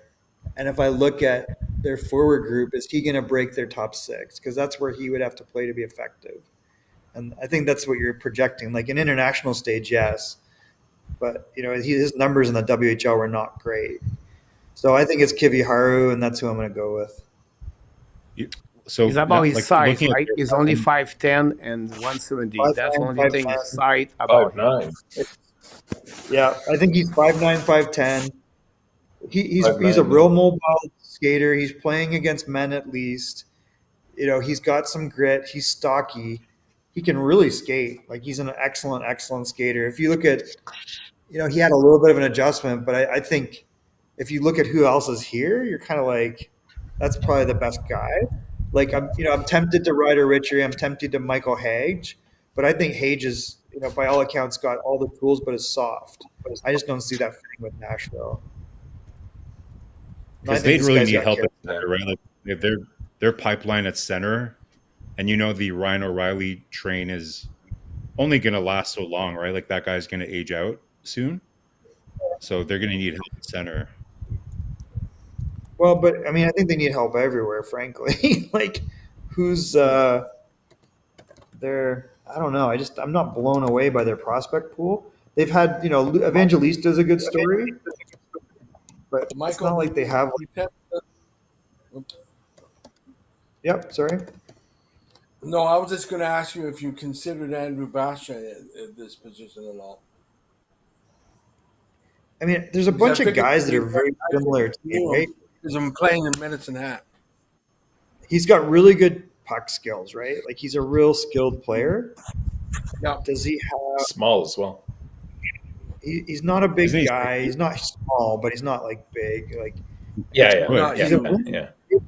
he's a winger, and he's not like, he's not a big, powerful guy, right? And he's Nope, quick no, more he's- than fast. So I worry about the separation speed with him at this point. Like Yeah. I just think if you That look makes at if Kiwi Haru was 2.5 inches bigger, you'd probably be like, oh man, he's going to be top 12, right? Like he'd be more comparable. So it's a little off the board for maybe what they want, but I don't know. Like he could be a long-term NHL defenseman too. All right, let's move on with Toronto Maple Leafs. Randy, you are on the spot. That's a bit good for you. You know the team you like, so that's a good one. Excuse me, I have to change jerseys. Just wait a minute. Randy, let me help you. Just pick the worst player out there. Pick the worst player. My It's the problem Leafs, was come is on. I had it lined up. The guy that Nortrap picked. I wanted Soldenberg for us, so I went with the best next offer, and that's Harrison Brunicky.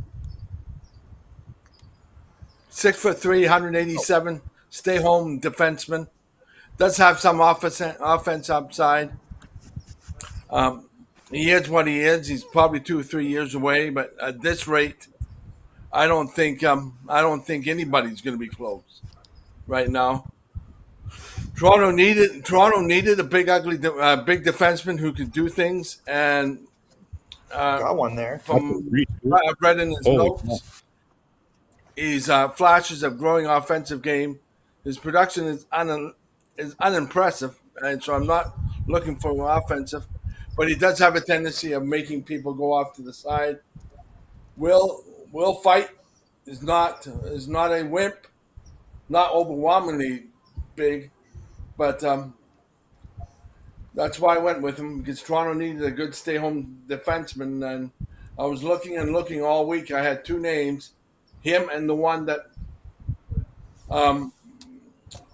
Marco picked. So Marco's one that took him away, so I had to go with this one. So who is this? This is Harrison. I can't pronounce his name right, Michael. Here, let me pull it up. It's Harrison Brunicky. Brunicky. Yes. He's out of Kamloops, Michael. Oh, the Yeah. Kamloops kid. Yeah. Yeah, Yeah. 49 games, 10 goals, 11 assists, 6'3", 187 pounds. He's more projected as a late second round guy in most. Yeah, I hear. Yeah. I know it's off the wall, but I Makes think it there's going to be a few teams will go with off the wall picks. Is coach like trumping your pick here? What's going on? I don't know. Say again?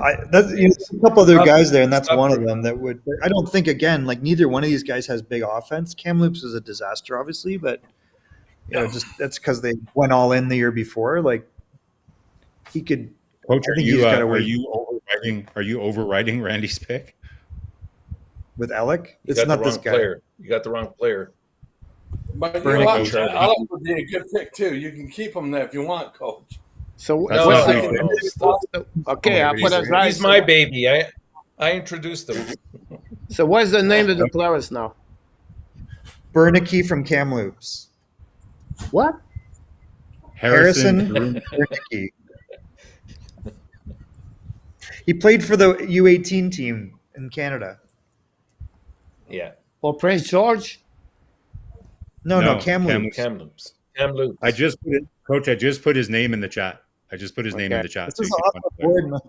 So it's interesting. Like, okay, you passed on. Oh yeah, Alec, the which- defenseman. All right. Wow, first round. I know. There you go. I know. It's off the wall. Yes, I know. It's okay. It's the Leafs. It's the Leafs. So many I ways know- to more like I know it's a Harrison no. Ford. You just screwed the Harrison Leafs. Ford. I know it's an awful pick, but I really like the kid. But Screwed the Leafs I know it's forever. a terrible one, but that's just the way. I Well, I don't felt. have the clip. Maybe I have the clip of his mom, but I don't have the clip of the players. There isn't any clip on him. Nobody knows anything about him. I know him. He's the right I defenseman, had but to he's going to be at the look. late second round pick or at the beginning of the third round pick. So I'm just shocked to see that. It's a big defenseman. He played well. He's a great. He's a good gap control. He's very well on that one. He's physical also. But first round, it's you know. Exactly. I know it's strange. That's And I know aggressive. it's weird. Wait till you see my Calgary pick for 28. Nobody, So you won't even, I would you won't even recognize him. I would have rather seen here like a guy like EJ Albert, right? Like he Yeah. probably projects a little more offensively, although he didn't score a single goal last year, which is really concerning. But the toolkit's probably better, and he's big. But I don't know. It's this is a really interesting group, right? Like once you get past 15. kind of like that 15, there's a real Yeah. drop off. Yeah. Well, you There's guys, so many- you miss. I don't know you miss, but yeah, but a line of the three center should be there, and you guys, you're not there yet. So we'll see what happens about that. Colorado Avalanche is the next one.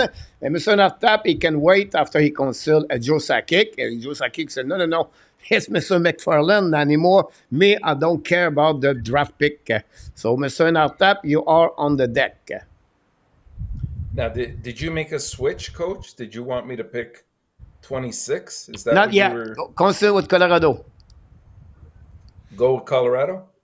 Okay, Yeah. so if I'm going Colorado, Yes, you are the next one, right? Yeah, you're the I'm next on- one. yeah, I'm supposed to be Colorado, but I think you had told Yeah, me no, you that's wanted all me to good pick- right now. Don't worry. Okay, no problem. You know what? If I'm Colorado, just like has been the complaint all year long, they need a centerman to back up where they're at. So I'm going to take Sasha Boisvert, 6'2", what? How dare you? 179 pounds. Terrible. You know, sorry. Why? How dare you not allow Sasha Boisvert go to Montreal? Well, because I have somebody else in mind for Montreal. You know, like he's a very smart player. He's got good compete. He plays well in all three zones of the ice, which is good. I think he's got a bit underrated skills in my eyes. I mean, I could be wrong here, but he's able to make plays. He creates chances. His speed is okay. I don't see anything wrong with that. He's got good speed, especially when he has the puck. You know, he's a relatively big center at 6'2", and I think he's still committed to North Dakota for next year, if I'm not mistaken. So, I mean, this is more a couple years down the road before we see him anywhere near NHL level. But I think it's a good investment for Colorado. Anybody want to Great add? pick. No, I like him. He's a big center. He's got all the tools. I had him Go ahead. 20th. Go ahead, Yeah, Michael. well, He's a right, good- great player, play with Chicago, USHL. Great winger, great shot, big body, 6'2". He need maybe a little bit more physical. I would said he needs some grits inside of him, but he have a good hands, good shot. So Sasha Boisvert, good selection. He played Muskegon. Muskegon, yeah, I Yes. say USHL because of Michael yeah. Michael Edge. I apologize. USHL. Yeah. So good pick about that. We'll move on with Ottawa Senator and Mr. Marco. You are on the deck. Yes, sir. So after picking Zane Parekh by Randy in the earlier in the first round, I think great pick for them. So they're pretty excited to kind of move ahead with this pick here. You know, looking at their prospect pool, guys, I think if I'm not mistaken, the Ottawa Senators from the Athletic, they had the 31st overall ranked prospect pool in the NHL. So they need help a little bit everywhere. Yeah, they have a lot of good young players playing on their team, but in the farm system, you know, you're looking at Boucher, who's been kind of like a big miss, a big reach for them a couple of years ago. And you've got Clevin and you've got Ostapchuk that's, you know, playing in Belleville already. So, but if you're looking anything that's not in Belleville, it's pretty empty down there, right? So I don't have a lot of faith in the like. I think Josh Norris, is a bit of an issue there, as we know. And I'm still not like I know this is a bit controversial. I'm not sure Stützle is really a center. I What? would probably like better at wing. I like him better at wing, but I think, but Pinto, I think is really their most well-rounded centerman right now. So I think they would go like with a centerman here. So like I was looking at somebody like a Cole Baudouin or something like that, but I'm thrilled for the Ottawa Senators to go and pick up Michael H from the USHL in Chicago. Great pickup. You hope for them that he's not like another Soft. Brown. Remember, was that kid Brown that they had? It was kind of like a tall, lanky centerman that never really made it to the NHL. Oh, Logan Brown? I mean, this kid's right? got speed, man. Like Hage has got all the tools. He's got speed, wheel. yeah. He's a good playmaker. He can score goals. Yeah. I would really consider him around 15th, except when you look at the log of when people go to see him, a lot of scouts are like, oh, I was disappointed in him. He doesn't look like he's got that extra gear, seems disinterested. But then you see the highlights on him, like, I don't know what it is. His talent level is in the top 15. Yeah. Yeah, I would agree. Yeah, that's exactly where I was going with it, Michael. It's consistency, right? And he's a bit he's a bit lanky too, right? So for a guy his height, so hopefully he fills out a little bit. But I think this is a really nice pick for them. I think Ottawa, they have a lot of great pieces there, right? So this is, it's shocking to me that Ottawa has like two picks in the first round. I wouldn't be surprised if they move one of these, to be honest. But if they go ahead and pick, I think this would be a great pick for them at 26 or 25. There's so much risk in this draft after 15. It's crazy. Oh, yeah. It's just like a crapshoot, it feels like. Yep. That's good to hear that about now we're going to supposed to be Michael Devilano, but now we're going to shift with What? I get bumped twice. On that one because Montreal Canadiens and Mr. Enartap, you're going to be the next on this one. And are you going to go with the one you did a couple of weeks ago and surprise me with that pick again? Oh, I would love to. I mean, you know how I feel about Charlie Elick, but Montreal does seem to have enough defensemen for the time being. But I mean, I'd be shocked if he doesn't make it in that first round at some point because he's a great defender and he brings a lot to the table. But for Montreal, I'm thinking size, and more size. And I'm thinking somebody comparable to a Tage Thompson, and that's Dean Letourneau. He brought he had a very good year, a solid year. I think he had like over 125 points. I know it's St. Andrews, and that makes a difference. But I mean, by the same token, he's still growing into that big body of his, and you can't coach size in my eyes. He had an injury towards the end of the year as well, I believe, and that kind of maybe dropped his value a little bit, if I recall correctly. But for his size, he's a very good skater. Like I said, to me, he reminds me of Tage Thompson when he's skating. He's physical. He gets into the dirty areas. He's got a very nice touch around the net, and he doesn't shy away from anybody. So he's going to hopefully bring some offense to the team. Maybe not 127 points, but he should be able to contribute significantly. And imagine having him on one side and maybe putting him on a line eventually with a Kirby Doc and whoever else you want to put on the wing, like that'll be quite a formidable line.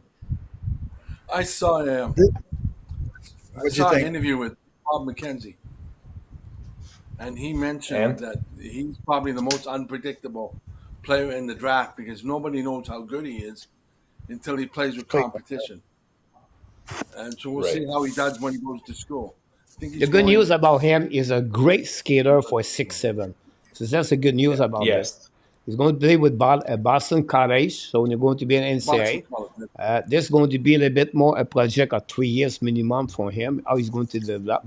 But the kids, if he can skate with a size, you never know what could happen. Look, he scored like St. Andrews College is a little bit lower level. Did not play in USHL. Sure. I think he played 4 games or 6 games in USHL. But this is you take some time at that pick, number 26. Many of you told me this is not important anyway, so you should skip all those picks at that level. This is try to get a home run and not to try to hit a single. It's a home run with little no. And I think if he turn around to be good, you want size in Montreal, you get a good one now, 6'7". When you said Logan Brown before, that's who I thought you were talking about. Like Right. this honestly, this is where this guy is at, right? Like he's got the size and skating, but he's played nowhere. So it's going to be really interesting to see him jump all the way from St. Andrews to the USHL and then have to go to Boston College. Like it has prep school, written all over it. This guy could be a third, fourth line guy at Boston. But that's what you see. That's what you're going to realize what he looked like with Boston College. And find out. It's a project. Maybe he's a This it's a project. This is a long-term project, guys. Like I agree. Like I don't disagree. Like we talked about, like Montreal needs elite talent in their pool.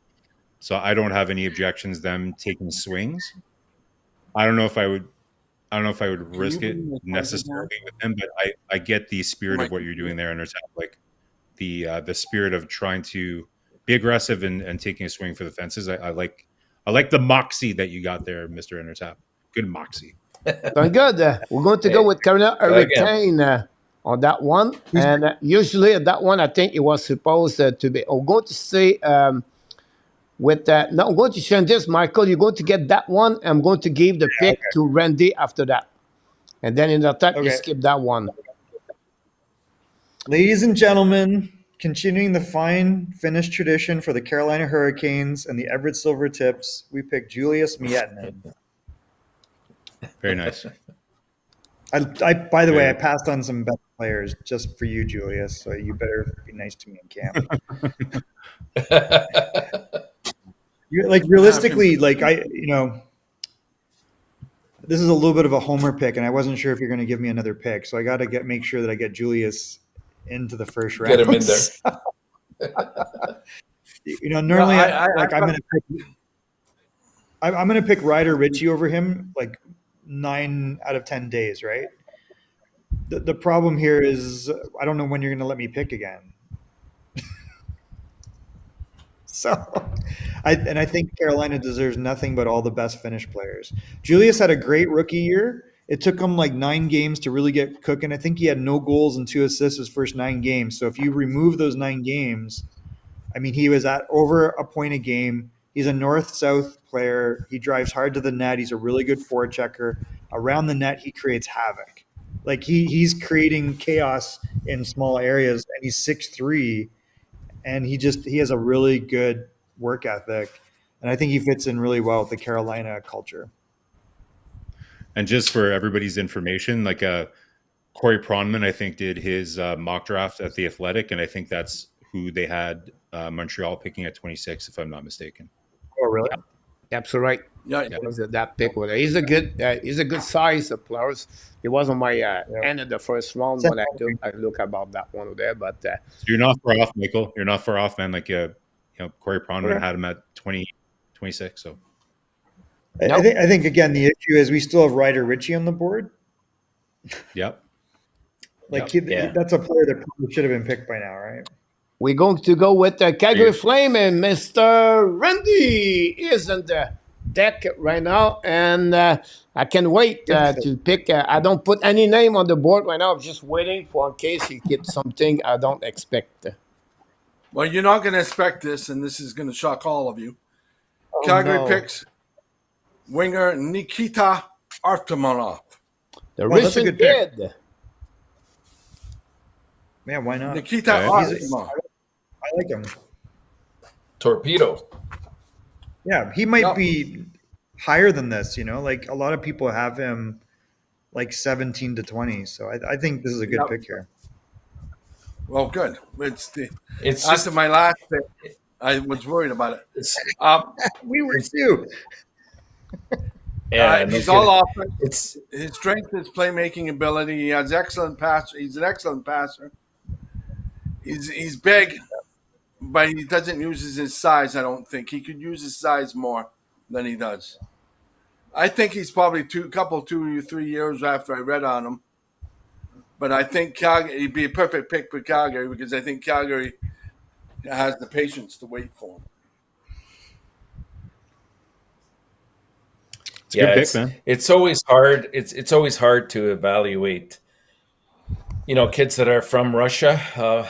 You hear a handful of them that are at a definite level, but the other ones, they're far and few the reports and the scouts that actually get the opportunity to witness them, one-on-one and for extended number of games and not just highlights, right?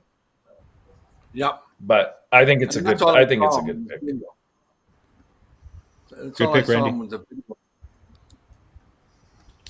He's a very good hockey player. If you watch him, they have a YouTube channel. I don't know the name because he's in Russia. The guy have over 16,000 video about all the players in KHL and the MHL. Wow. You know that this kid that channel is amazing. So I get all those clips about those players. You want to see Dimitrov, Artemanov, everyone, Selyev, they are all there.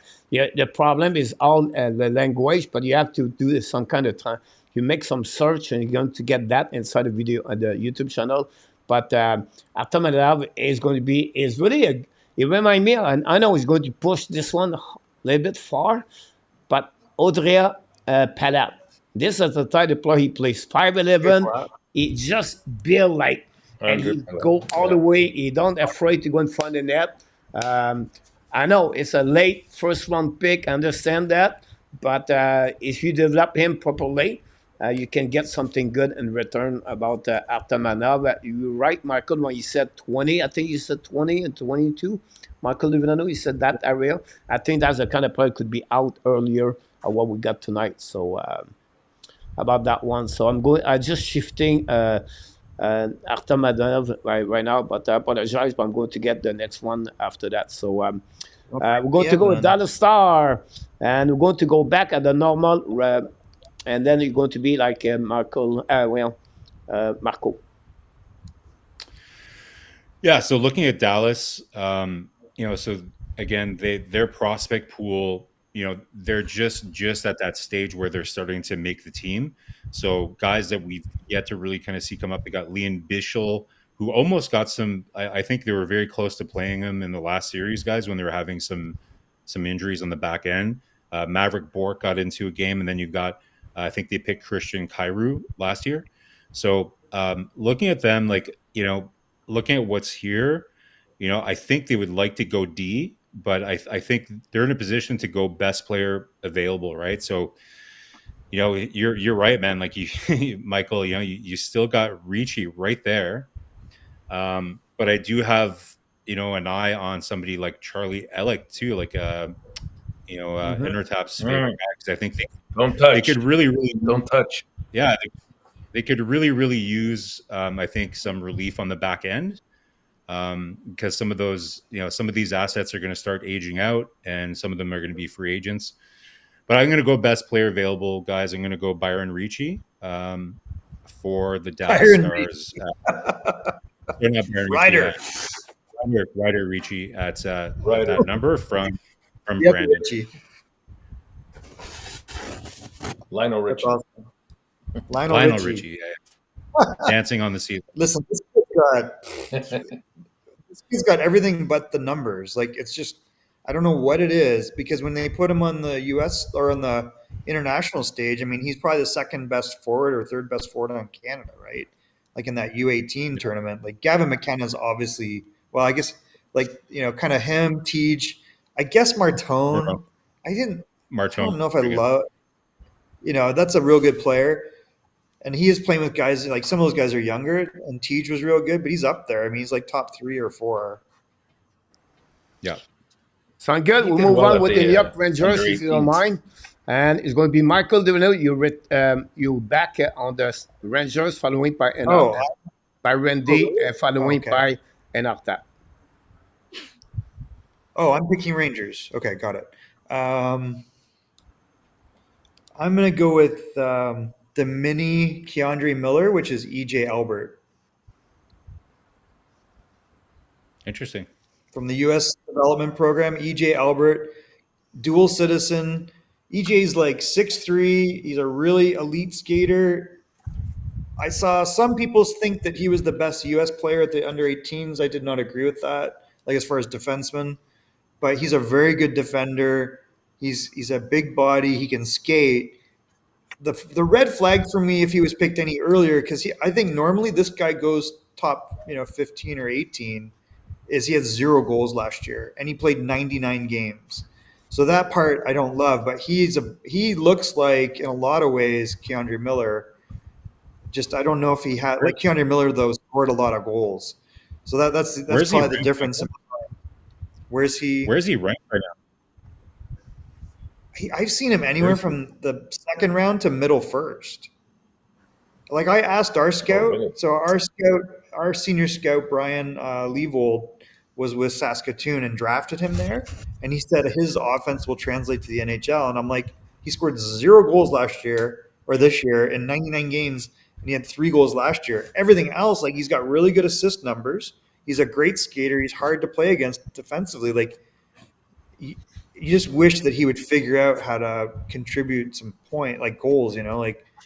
I think that's the only thing. Worst case to me, this is a 5-6, and that's maybe where he ends up just because of that. But he doesn't. He does have offense. You can play him on the power play, but I just don't think he's a weapon as far as his shot or his wrister. Like there's something slow about how he gets it off, and that just might be him growing into his body though, because he's a big kid. And it was a weird move too, because he played in Canada. And then all of a sudden he went U.S. development. So that was odd, but he's a really good package. Like I think at where this is, and for the Rangers, if you can let him room with Keandre Miller in camp, like you're gonna get something really good out of it. He need to be a little bit more physical. I would say to you, Marco. It's a little bit with him, right? But I think he have a good. It's a good upside hockey player. I believe he is. His first pass, Marco, is pretty good. If you think about his, very good. Yeah. It's so many assists, right? Like a lot of points. Yeah. I shouldn't say he's got a lot of points. He had a lot of points on the U18, but this is his pattern, right? 7 games, 6 points, all assists. And if you look at him and compare him, to Cole Hudson. Cole Hudson was like, point or more a game at all those levels, right? Cole Hudson's not. Did you pick EJ Emery? Yes. Oh, okay. That's not what I didn't hear you say that. Okay, so yeah. Thank you. EJ Emery. Got it. Yeah, his skating is very, very good. All right, let's move on, guys. If you don't mind, about NM Ducks and Mr. Randy Walkman. You have 1 extra pick, and I want to see what you look like. Your Bucks, your surprise, the Bucks are surprise you have right now for that one. I think I've noticed 3 players that have not been picked, so I can't make up my mind which one I would pick. That's okay. Anybody want to pick one? Aaron Kiviharju. I already picked him. Oh, did you already pick him? For Nashville. Okay. And then I'll pick Emil Henning. Emil from Finland, right? That's right. Yeah. He's from Finland. Yeah. All right. I'm good. I got it. That's a good pick on that. Pick. Projected to be around 24. So I think it's a good pick to get him on that level. I don't know if anybody want to talk about him. Just a defensive forward. He's nothing. Yeah. Might be one of the best defensive forwards in the draft from what I've read. I don't know if that's true, but I thought that's what I've read. Most of the time I get it wrong, though, so don't trust anything I say. But that's about what I've heard about him. Probably wrong. Yeah, I've read this. But that's what I haven't had a lot of viewings of him, but that's my interpretation of him as well. bottom six guy. Yeah. All right, we're going to finishing with Mr. Nartap. You're on the one for the Flyers. Second pick of the night. They got a The center. I last think one. you did Elenius, Mr. Nartap, right? Yes, You know it's what? my second flyer that I'm picking. So Oh, no. since I It's like went forward, c'est Brière, not c'est Brière, but Daniel Brière looking, he's really interested to maybe to hire you during the off summer. well, I'm gonna select a beauty for him in my eyes, and I think he can even go higher than 32. And when Marco and I did our mock draft earlier, I had him higher. I said it was a reach at the time, of course, but at this point, he definitely isn't. I'm going to go with a defenseman this time in Charlie Elich from the Brandon Wheat Kings of the WHL. He's 6'2", 175 pounds. You know, he's the type of defenseman who really can project in the near future for Philadelphia. He's relatively productive. I mean, his offensive isn't as enlightening or highlighted right now, but I think that this guy wins battles in front of the net. He wins pucks. He defends the line well. He closes gaps very well. He's very used to using that big 6'3" frame of his. He's a robust kind of defensive player, and he carries that kind of a game. His skating is also very good, and I compared it last time. I compared him to that type of player, that meat and potato type of player that you especially want when the playoffs come around, because he's going to make his presence known to opposing forwards.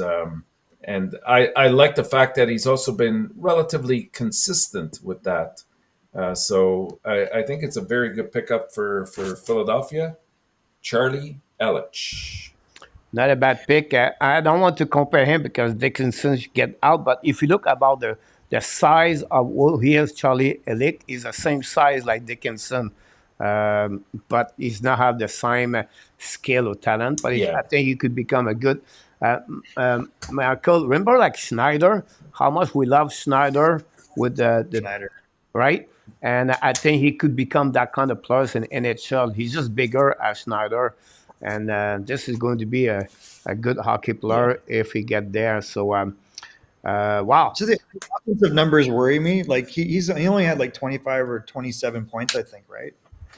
Yeah. Because the otherwise, Yeah, like something if you like look at Schneider was highly productive offensively, and so that's the only thing. Like I see the comparison just because those guys aren't there. And also, by the way, like I just looked up Henning, and I think I mistook him for someone else because this guy projects as a top 6 boomer bust, but he can score. They say he's a natural sniper. Actually, you might have just kind of stole Hemming for the Ducks there. He's a 6'2" guy that has like great hands and drives the net. Well, then I must So I have think- misread on him too, Michael, because I've got. I read it that he was a great defensive skill. He had some offense, but he's No, more he's playing- He's playing in Liga, right? Which is so he's got 7 goals. You know, so he's got 1 goal in 7 games. But Liga is like notoriously one of the hardest and most defensive league. It's just like not even the same game. Like I don't know if you can even call it hockey sometimes over there. It's just like skating in mud at that level, right? You can't even really look at offensive total. 9 points in the Halinka in 5 games. It's the philosophy that they employ there, right? It's much more about systems, playing harder defense, making sure that people back check, and that's why the stats are down. But if you look at him in the U18s, like this guy played in the Halinka, he had 9 points in 5 games for Finland at the U18s, and he played up on the U20s as an underager. So you might have just got like a steal there, like that. I wish I had done my homework a little bit more on him. He looks really interesting when you look at him. Well, now you So guys, looking at our board here, like coach, like what do you think? Like we have some guys here that maybe is a bit of a surprise. You still got somebody like Andrew Basha on the board, Terry Parakasak. You've got Henry Muse, Luchenko, Cole Baudouin is still there. Gradin, we didn't go with him. I think That you're big. right. That three player where it said Luchenko, Surin, Parachak, and Basha, they could be on that board. I like another forward Honestly, that I the don't know. story of the year is going to be Harrison Ford, Broninke, but we'll see what could happen for him on that one. Randy, Poor if Maple Leafs got screwed over. Like I think normally, like if I'm the Maple Leafs, it's a weird time for them, right? Like if you look at who they just picked as their coaching staff, you look at the history of the GM before, you're not going to get like guys like Nick Robertson late. You're not going to get guys like Easton Cowan late or Fraser Mitten where people are shocked at, wow, there's some really skilled players here. So this might Well, that was a be good pick. That was a good pick for prophetic. Toronto last year. Like Easton Cowan was a Yeah. pretty late pick this year, right? Like so It kudos was, to them. yeah. Like that's a late pick. So Last year I they think were Coach, before we go, Easton can I Cowan ask was the like- guys that are playing? I think Go ahead. Easton Can I Cowan was ask the like guys 20. that are playing? Go ahead. He's a 2023. Wasn't the Marner pick? Or was that still? Who? No, you might be right. I guess that is Trevelling, right? Yeah. That is Brad. It Yeah. would have been the, yeah, but I don't know. Do you see him picking those types of guys in the future? I think no. Like I think obviously they have probably a different style in mind, but I wouldn't be surprised if they go like if Basha or kind of like a Baudouin player. Yeah, I think that's Yeah. a nice pickup. Would be the Well- would be the money for them. It's That's who interesting I- that you said Basha. It's interesting that you said Basha, Marco, because I had Basha up to a week ago picked by Toronto, and I got told by one of my contacts that Toronto's not interested in a forward. So I went with somebody else, but I did have Basha picked at number 23 for Toronto, but I got told not to do it. So This guy's never. maybe I I'll don't know put if him this guy's ever back gonna, at number 23 on my blog. it's just tough So there, right? Like His there's not. His I two-way game guess is I gotta- not that strong. I honestly So could another- see them picking a guy like J. Emery or Alec. Yeah. Like that. I yeah, thought about actually- Emery and Alec. Alec probably Yeah. should have been the one I still picked. I'm wondering, do you guys know anything about a Tony Stagger? Yeah, Yeah, the really, Stevie really kid, strong. the US. He's not that. Really small. Yeah, He's not that I big. was thinking of picking. I came very close to picking him for Calgary. Would have that been a bad pick at number I 28? don't know if he would pick him. Conroy, would he He's pick going to him? be Calgary. It's maybe a little bit early for him, but he's also another late riser. Stiga had a really, really strong U18 as well. Oh. So I could That's see why him I going. was wondering about him. Yeah. I didn't So know him another well interesting- enough. I went with the Russian. He's not big. Though. Another He was- interesting I What thing did didn't- about actually- sorry He guys? didn't score. What did you think of? He didn't make it in the first round, but Leo Wallenius. I don't know if I the know. Sweden players? Yeah, the Finnish? Sweden one. Yeah, Yeah. I Is know. he Swedish? like I mean, he's 5'11". He's not tall, but he's Swedish not small defenseman. either. Where did he play? Yeah, He's at he's in Vaxjo Juniors in Sweden Junior League. that's right. Yeah, that's the one. Huh. I thought that he had a good showing at the juniors. He didn't look out of place at all. No, he I've could. seen him- He could. He could. I've seen him in So the guys, second looking- round. You know, Trump. Guys, looking at this Yes. board, we're getting some comments in our chat because we are a Montreal Canadiens chat, so we have a lot of Quebec people. Thoughts on the lack of Quebec-born players in the first round? Not a strong year, I Good. guess, for QMJ this year, but I could see somebody coming off the board here, like a Masse, like maybe early in the second round. But we're getting some comments about what's going on with the Q. Why are we seeing more players in the queue coming out in the first round? Well, I think the only was it one, like- I think for me, the only one was there, but he dropped the last couple of weeks because other players stepped up more. I would think it was Max. Is it Maxim Melsi? Maxim first name? Yeah. That's a good one about that. You're going to see the same compare with Jason Dumais about the other kids. I can't remember his name. He's 5'8". scored like a ton of goals. Is this what she could see me? I forgot his name. Maximum Macy. He's only 5'8". He scored like a ton of gold. Now I maybe with Poirier? academy. Poirier. Poirier, Justin Poirier. Poirier. Yeah. Yeah. So Yeah. this is the kind of that's the kind of stuff where I think the QM of Slay compare the other league. I'll give you an example. Look about Riley Kidney example. Two season, 100 point. Look what he looked like with Laval Rocket, with the American Hockey League. It's a league. I think it's not structured compared to OHL and the WHL. I'm talking about the details of the game, the system, the talent is a bit more or less on that league compared to the other league. And then, yes, they maybe win the Memorial Cup because they formed the team together. But at the end of the day, the talent-wise around the league, it's less to other. That's the reason they are not at the top year after year. Also, I think Marco and Marco were going to join. He was going to said yes, agree with me. Since the national program exists, plus the USHL developed so good hockey player, this is another reason why the CHL is a bit behind overall. I don't know if Marco, you can add something there. I mean, Guys, I've if got you to look keep at off my stats, about right, the guys. they say 30% of the players in the draft are coming from either the W or the O, and then 16% of the Q. And then so that's the big chunk. But obviously, high end, where the US has this advantage, is they scoop the top 23 guys that are at one age group in the whole country, and then they let them play together and marinate, and they play older players in the USHL. And then they can play together on the US, like on the international stage. So that group is together over a long period of time. So I think that would be really tough to replicate in Canada. Like, can you imagine what that team would be like?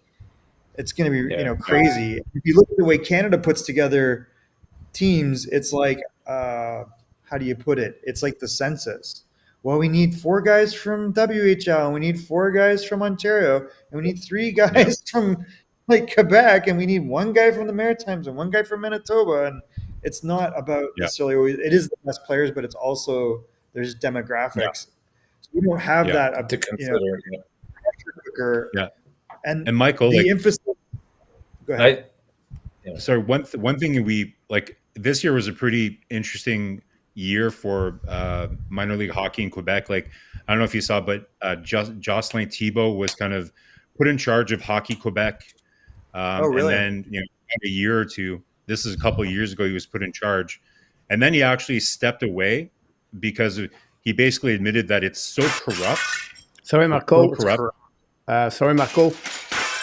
Randy have to fix the windows and the bedroom, so he have to go. So he would be right back. Randy, great job, Sorry, Mr. guys. Randy. I appreciate a lot for your time tonight. Randy. We really Thanks, Randy. Sorry for my Good job. Maple Leaf pick. Nice. Well, nobody likes the Maple Leafs. It's fine. sound good, Randy. Yeah, Have a good night, Randy. Not a problem, my friend. Good Thanks night, again. Randy. Good night. Good job.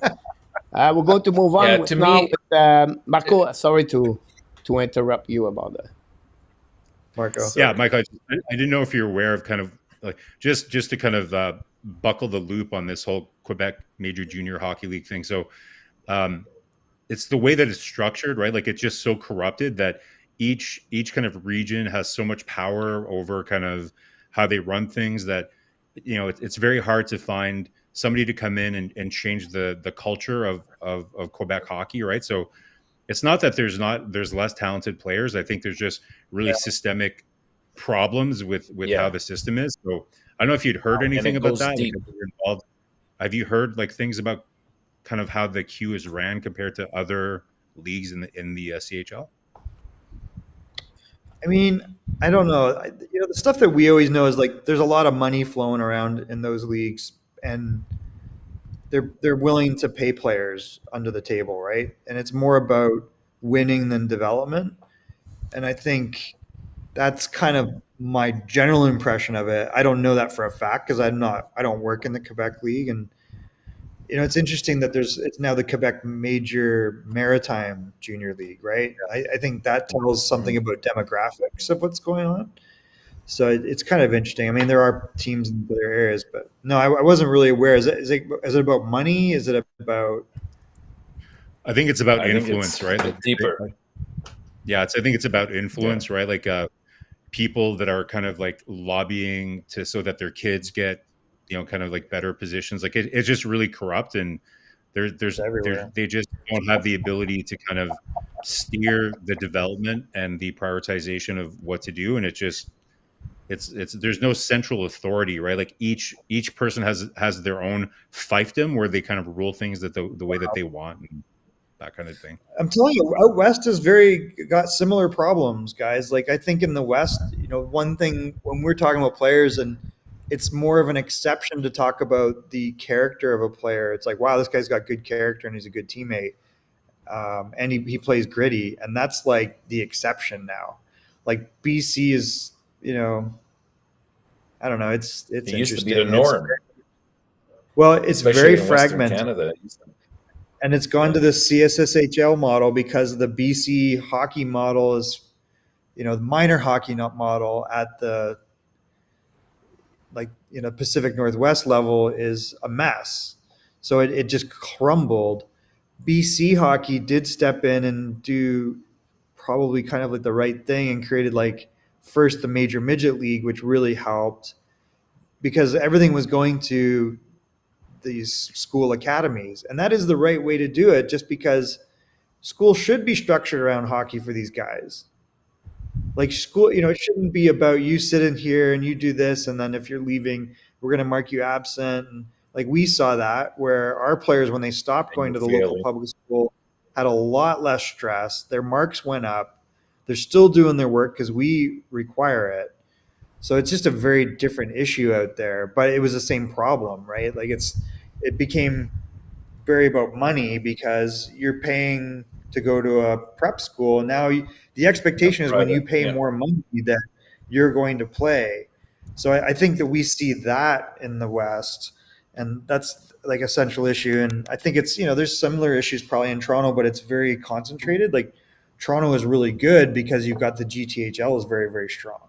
And then you have much worse issues around community hockey in these OMHA areas. But now that it's spreading out population-wise, that kind of mitigates a little bit of it. But there's still, those areas are more like BC, and those areas are probably more like Quebec, where there's these fiefdoms, and they're gating players. So you got a guy like Connor McDavid living in Aurora, but he should be playing in the GTHL.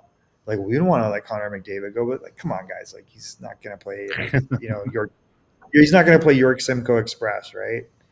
So it's always like, well, I guess let him go. Well, how did he get him out? We don't know. Yeah. Something happened. There's these weird, to your point, fiefdoms, right? I think the GTHL is maybe the only one that solved it just by having 12 AAA teams in one city. And honestly, that's just a function of density. Right. Yeah. So it's tricky. I think Quebec is very spread out and has the same issue as BC. So I don't know. And there's the prep school thing now. But it's all about the system. I think, Marco, you hit the nail there earlier. They have to really invest in it and do a proper job for it. And I know the biggest area of need right now, and we're seeing it even on a national level, is goaltending. And we used to get a lot of goaltenders come out of Quebec, right? Some of our best goalies in the National Hockey League were from there. So, if they don't address this quickly, two guys, right? So our goaltending coach, I think, is probably one of the best, if not the best, in all of Canadian hockey, and he's in the States. He's in Huntington Beach, but Jenner's like legit. And I think the issue that I see is he'll go to U17 camp and it's him. And then there's a different guy for U18, U19, and everyone's got their own little take on everything. There's not a goalie czar. And this goes back to the U.S. development. Why is the U.S. producing so many goalies? It's because they're scooping 23 players and 3 goalies, and they're developing them in one spot. because everywhere else Right. they're not developing. So And with it's the goaltending, same Mike, like like, are you on the train that, like, are you on the train that, like, there's a little, like, we're all for advanced analytics and everything, and being able to kind of incorporate that into, trying to be, tactical in game. But do you agree? Like, we've talked a lot on the show here about the overuse of reverse VH and Oh goalies my kind God, of it's a terrible playing those trend. numbers. Yeah, Yeah. there's no Yeah, instinct. yeah. Like it's one of those things where it's very hard on their body. You're picking like a particular body type and then saying nobody else can be successful. But then we see Dustin Wolf. Like Yeah. Dustin's like 6 foot, 165 pounds, right? And absolutely You were rips up the AHL. Why? Because he wants it. Yeah. Yeah. And he works. Like he works at handling the puck. He works at blocking and controlling rebounds and all the stuff. But it's not like there's this weird, like almost too rigid structure, I think, to a lot of goaltending coaches. Whereas if you look at what our goaltending coach cares about, he's like, well, you got to be able to skate like a player. You got to be able to handle the puck, and you got to be able to move in the crease, right? So it's a little different, and he wants you to battle without getting out of position. So if Michael, the guy maybe doesn't this have summer, like, after the draft, Michael, this summer, and coach, like, if you think this is a good idea, I think it would be really fun to have Michael back on and double click on that topic, like just the state of goaltending in Canada, just goaltending kind of like as a lost art form and kind of where it's going. And I think that'd be a really interesting But also, yeah, you're right, Marco. And I think it'd be good, Michael, even just showing sort of an evolution, an athlete that follows one path versus another, and what benefits or side backs there are to doing that, because you're immersed in that, so you really know it well. Like if I look at where, Russia, why are goalies coming out of Russia? Who's training them? My guess is it's Tretiak. Yeah, Really? because of coaching. It's but that's part of the system, right? If you don't put the money into the proper coaching, you're not. It's not going to develop on its own, right? You have to invest in order to reap the benefits. Yeah, but I think it's also like that's the money in people's brains gets, muddies the whole situation. Every goalie in Canada has a goalie coach they're paying. Yeah. Why is it not working? I think you're onto something, Michael. Like, there's something there where it's like they're all being taught the same technique, but the technique's not going to save you. Are the best athletes becoming goalies? Or is it guys that are really passionate about being goalies, or they just have another profile? And are they being developed like a factory? Because there's something to that, right? Like I think if you look at what's coming out of Finland, Sweden, Russia, even Switzerland, like there's guys that are coming out of these places, and we're like, why aren't they coming out of Canada? Like, are we eating them alive? Like, are we not? There's something we're not doing, obviously, and I think it has a lot to do with the money attitude, which is why I paid a goalie coach. Yes. Didn't that solve it? Yeah. As opposed to it's also this approach where they're dismissing anybody that's, well, not emphatically, but they're pretty much dismissing if you're under 6'2", you're not going to make it as a goalie, and it's we don't see that moved in that direction. Rather than looking at the athleticism of the player. Like you look at somebody like Saros, I mean, doesn't have the greatest of size, but he's very athletic and he's very sound. Yeah, the guy's 5'10". Yeah, like Dustin, like these are not big goalies. So it's all right, guys. I have a last question for you guys because we hit the 3 hours, so we want to be sure everybody could be out of here. Oops, sorry about that. Oh, someone called me at that time. Anyhow, my question to you is, you have a Tom in the house. I think that's the first time Tom is with us tonight. You have a great question. Not a question. It's about trade. You pick number 26 and the pick number 5 to the Chicago Blackhawks. And they get in return the pick number 2 of the Chicago Blackhawks overall. Not worth it. No. Sorry. Okay, No. sorry. Trading 5 and 26 Yes. for number 2? For number Yes. 2. Yeah. Yeah, I would do that. I would do that. I do this, Colt. I do this. I get Demidov right there, number 2. That's the Yeah. like. to Well, me, we're Demidov- assuming all the that rules- draft goes like this, right? sorry? If it's a defenseman in that spot, it doesn't go that direction. Well, but why to risk? If you really want Demidov in our top, you trade your 26 and you get your player you're looking for. At 5th, you're not sure he's going to be there. And if Langstrom, example, or the list is Langstrom, Demidov, right? They're one of the two, and he is out. Now, what do? You have to go lower. I think if you want exactly Langstrom or Demidov, and you want to get, may I make that trade all the way? Yeah, I would make that trade. I don't think Chicago Yeah. would, to be honest. But I would accept it, but I don't think Chicago, like, would they want extra asset? Sure, but I don't think that they would move away from number 2. Like, historically, it's very, very expensive to move up. Even if you're in the top 5, the cost is way more than a 26th overall pick to make that move. You'd have to add a lot more. You had a conversion table once that you did a video on in terms of what it would take to have a number 2 pick. I don't remember exactly what it was, but do you still have it, Coach? God, there's so much risk at 5 in every draft, right? Like, how many 5s bust?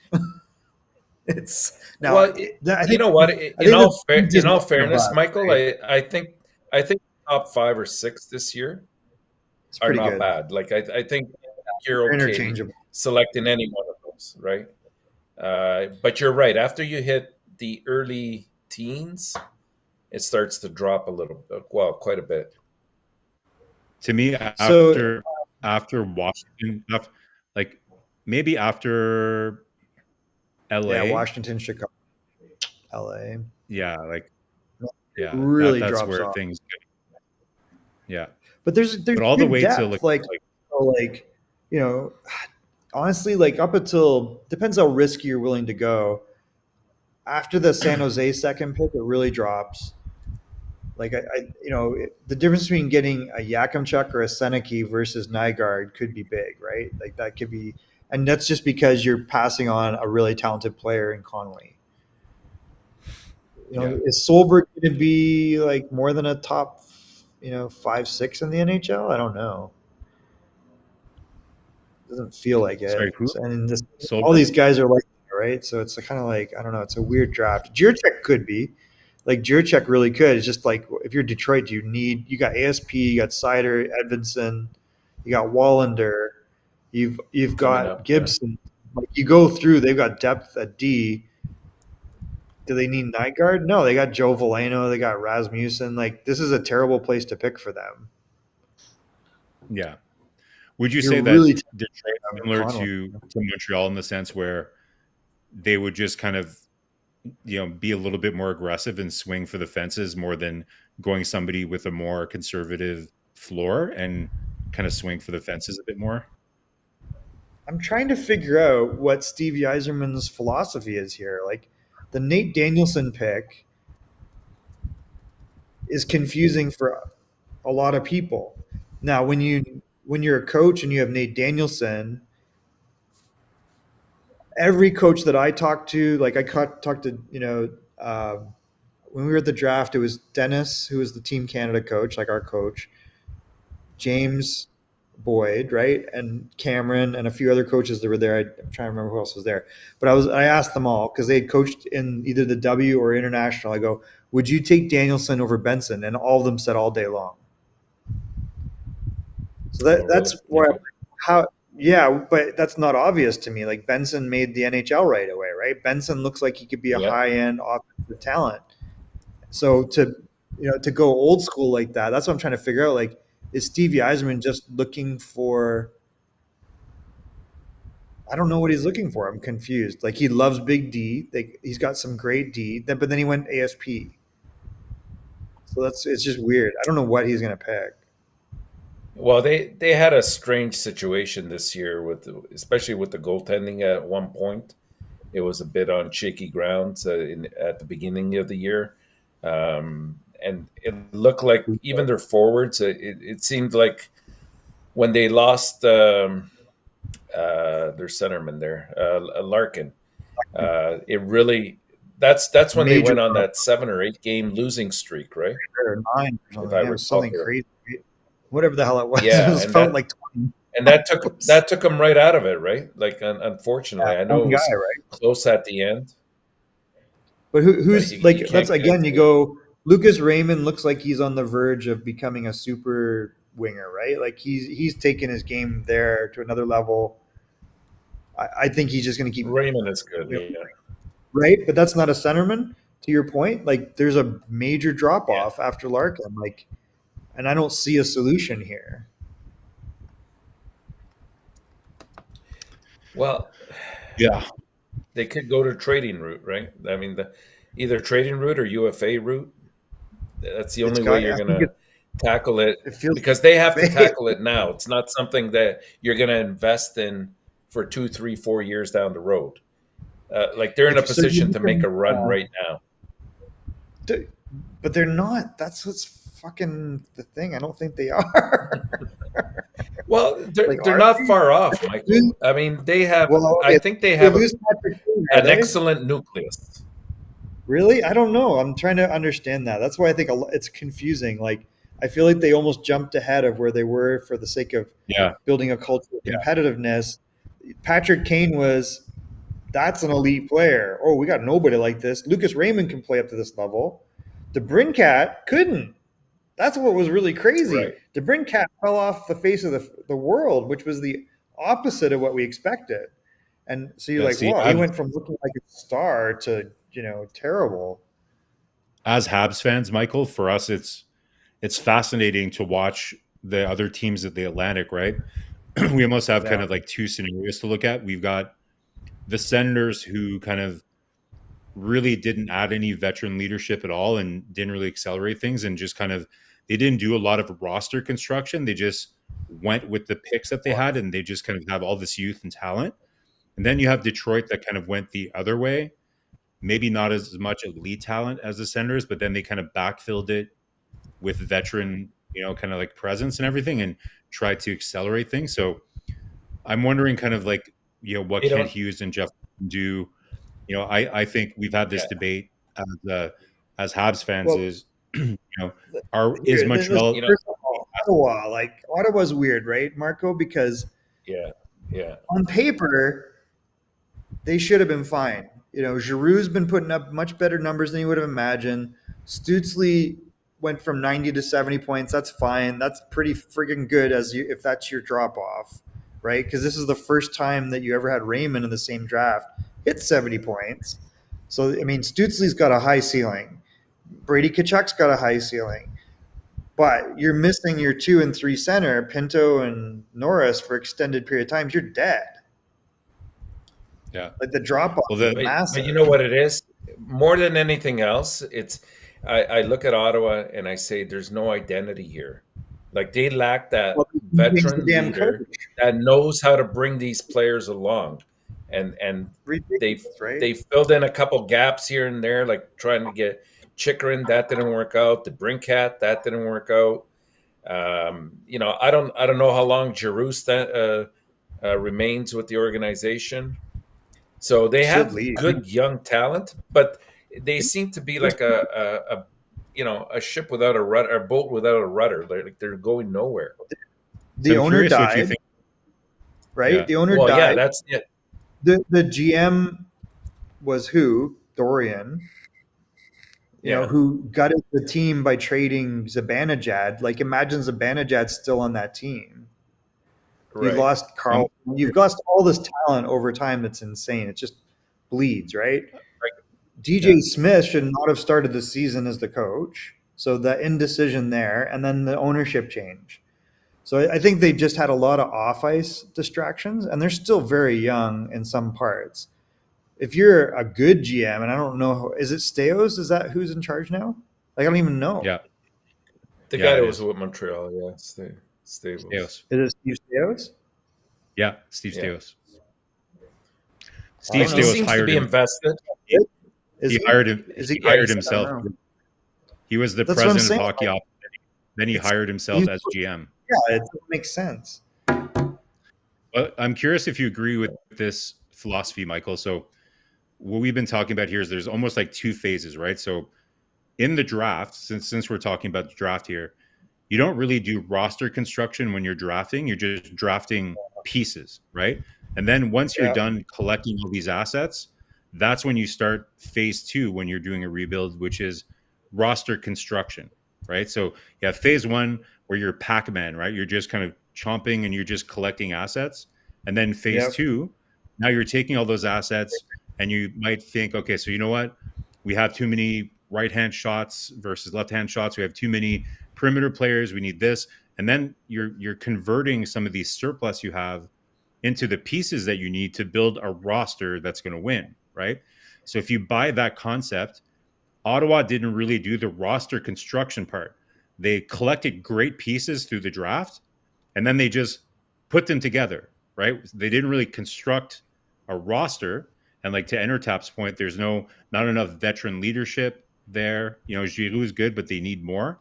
So Yeah. that's He the apparently thing. The fought comparison. That's where the comparison is interesting. Detroit did that, and Ottawa didn't. So for Montreal, it's an interesting learning lesson to see both those cases, right? All you need to look at is these numbers: 23, 21, 25, 35, 31, 25, 21, 26, 24, 26, 22, 21, 27. That's Ottawa's ages at the beginning of the year last year. Yeah. That's a young group, right? The 35 is Giroux. Apparently, Giroux, was in a war with Kachuk in the dressing room, and in none of that, you've got way down the list. You're missing Pinto and Norris again, who are right. counted on for probably Injury 60 prone. goals at least, right? So it's a young group, lots of transition. If you're going in there and you have a defined philosophy, you're probably chomping at the bit. You'd go, well, let's move out one or two pieces, and there's not many moves to make here. Yeah, they're close. They're very close. In goal, like how bad are they? They've got crazy bad numbers, but they don't really have a great goalie either, which is a problem. Like when your save percentage for the team is 890, 890, and 859, there's a bigger problem there. Let's save that. Let's save that topic for our goaltending double click this summer, Michael, because I tend to think that save percentage is not the best indicator of whether you have good goaltending or not. Because I disagree with that totally. Well, because save percentage doesn't really tell you the quality of the scoring chances, right? If you're giving up grade A scoring chances, the save percentage might be a bit lower. But what you're looking for is goals saved above expectation is probably the more accurate portrayal of what the goaltenders do. I think it's a very accurate predictor of whether you're letting garbage opportunities all the time. And you can see the difference between an elite guy is consistently a 920 regardless of his team. That's the outliers, right? But if I see a team where all the goalies have 890, like Seattle, up until Decord, Decord numbers are weird. That's a team number. That's a team issue. Yeah. So I think you're right. Like you got to decipher, why am I 890? That you're not going to win anything below 900. Like no, for sure. And that's what I mean. So if you're looking at Korpisalo, why is he decent, like okay in LA where they play a sound defensive game? And then you look at Cam Talbot. Bit of a flash. Cam Talbot couldn't save a beach ball when he was playing in Ottawa, but then he goes and he's a top 5 guy, like in terms of numbers when he's playing for LA. Which guy is he, right? For sure. But why did LA not bring him back? They paid a big price for him and they didn't bring him back. Cap I reasons. think it was just cap. Because they paid Talbot $1 million and they paid the other guy they paid all their money to Peterson, which is that's a mess. Peterson couldn't survive despite that stellar D, but Yeah. It's just weird. No. Yeah, it would be very interesting to double click with you on goaltending this summer, Michael. But Yeah. Coach, did you have anything else on the draft here? I think we're probably timing out. What would you say? Good job, No, guys. everybody That was is fun. looking good. I answer for the couple of questions, everything like that. So that's good about this. I think that will be the end. I took the picture. If I ask your last prediction about this, how many players are you 32? It will be on the board at the end of the first at the day of the first round. 24. You mean how many will be first rounders Yes. of Yeah. these? 26? Yeah, I'd say maybe 25, 28. 26. Something I'd like say that. 28, 27. 27. Obviously, we're not worried. We're not too sure about Harrison Ford. That one it will be Bennett saying they already burned the downtown Toronto right now. Around. They're I'm going not to, sure about. they're flying to Calgary. sure. I may have influenced them. I'm not sure about Letourneau, to be honest. Not like I get that pick, but I think he might slip to early Yeah, I think second so. round. Yeah. I guess you have to watch them to know, and that level is not a good level. You know, like that's like going into your draft year. How are you an 18-year-old kid playing St. Andrews? That makes no sense.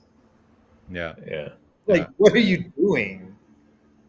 But by the same token, I mean, he did produce where others haven't. So St. Andrews is an there could be 18-year-old something though. there. Like, Yeah, if I think put for me on Macklin that list, I would Phillips say on that about team. if you are about 27, 28, that's pretty much maybe that would be the number I was looking for. For the people asking me the chat all the time, they are, hey, what's you? So I'm going to do my own personal mock draft on recording like App Daily News next week. So you're going to get my pick on the 32. Every year you try to get the most close at the 32. That's the expert do every year. So I'm going to get my own mock trade, my mock draft next week. So that's pretty much on this. This was a great a great show, guys. This may be one of the top best 3 shows we do per year annually, and we have over 80 people, maybe 90 people at some point in the chat. So we crossed the 50 likes, and I think it was great. Great knowledge about each one of you with Randy Walkman talking about each one of the player you select tonight, and plus the clip. I think that will help. People ask what we're doing. We're going to be back at the NHL draft June 28th, the first night of the 2 I'll be days. I'm sorry. I'm going to be there, guys. So we're going to do Nice. the first night where we're going to put Live. the 1 to 32, and we're going to add more information, the clips, and a little bit more about the team. So you're going to see the team they draft in the last 3 years on the board with the selection of the players, plus the clip of the players. So it will be really more like you do on the TV. It's going to be live here. That'll give me a chance where more people like Marco in Artap, Randy and Michael and live with me.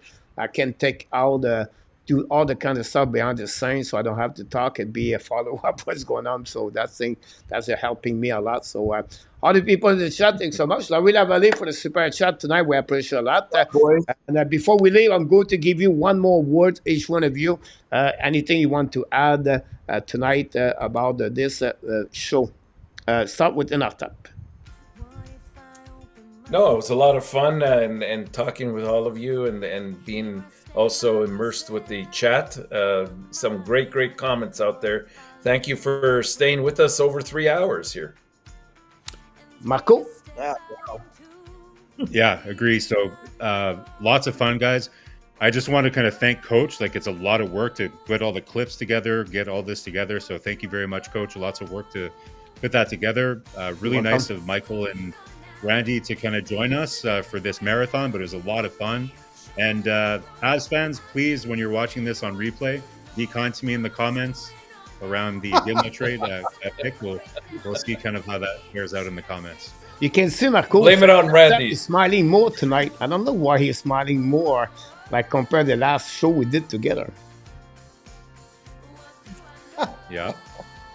And Mr. Michael, the last word of Unite. We need to solve goaltending. Yeah, sorry about that. And if Detroit get you player you select, I think that'll be a good selection. Thanks so much, all of you guys. I appreciate a lot. We'll let you go. I can wait to see you next time. I'll be back tomorrow night live at 8:30 for another Ab Nation and the preview of the Stanley Cup final at Florida and versus Edmonton Oilers. Until the next time, my friend, we wish you an amazing great night. And all of you can go. So I will finish the show like we do normally. So thanks, Michael, Marco, and Inartap. Thank you very much, guys. And Randy. And Randy. Hey, Randy Walkman, you're absolutely right about that one. There.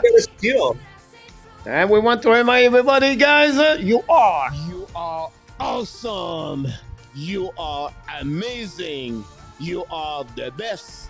And remember, you have greatness inside of you. Awesome, everybody. We want to thank all of them that joined me live tonight. The co-hosts, Marco Inartab, Randy, and of course, Michael De Villano. Was a pleasure to entertain you for over 3 hours of the NHL Draft Mock, the NHL Mock Draft 2024. Hopefully you enjoy it. I apologize for the people asking me questions the last minute, but I can wait for each one of you to see you tomorrow night. Until then, be well, be L. Find a way not only to dominate your day, but find a way to dominate the first half of what?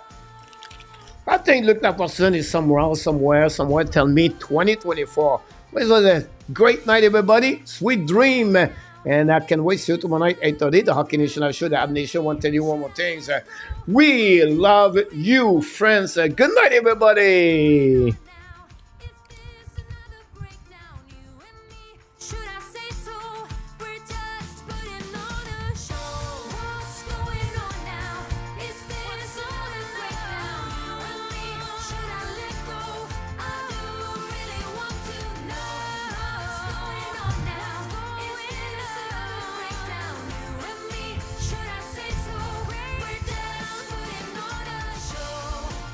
Oh.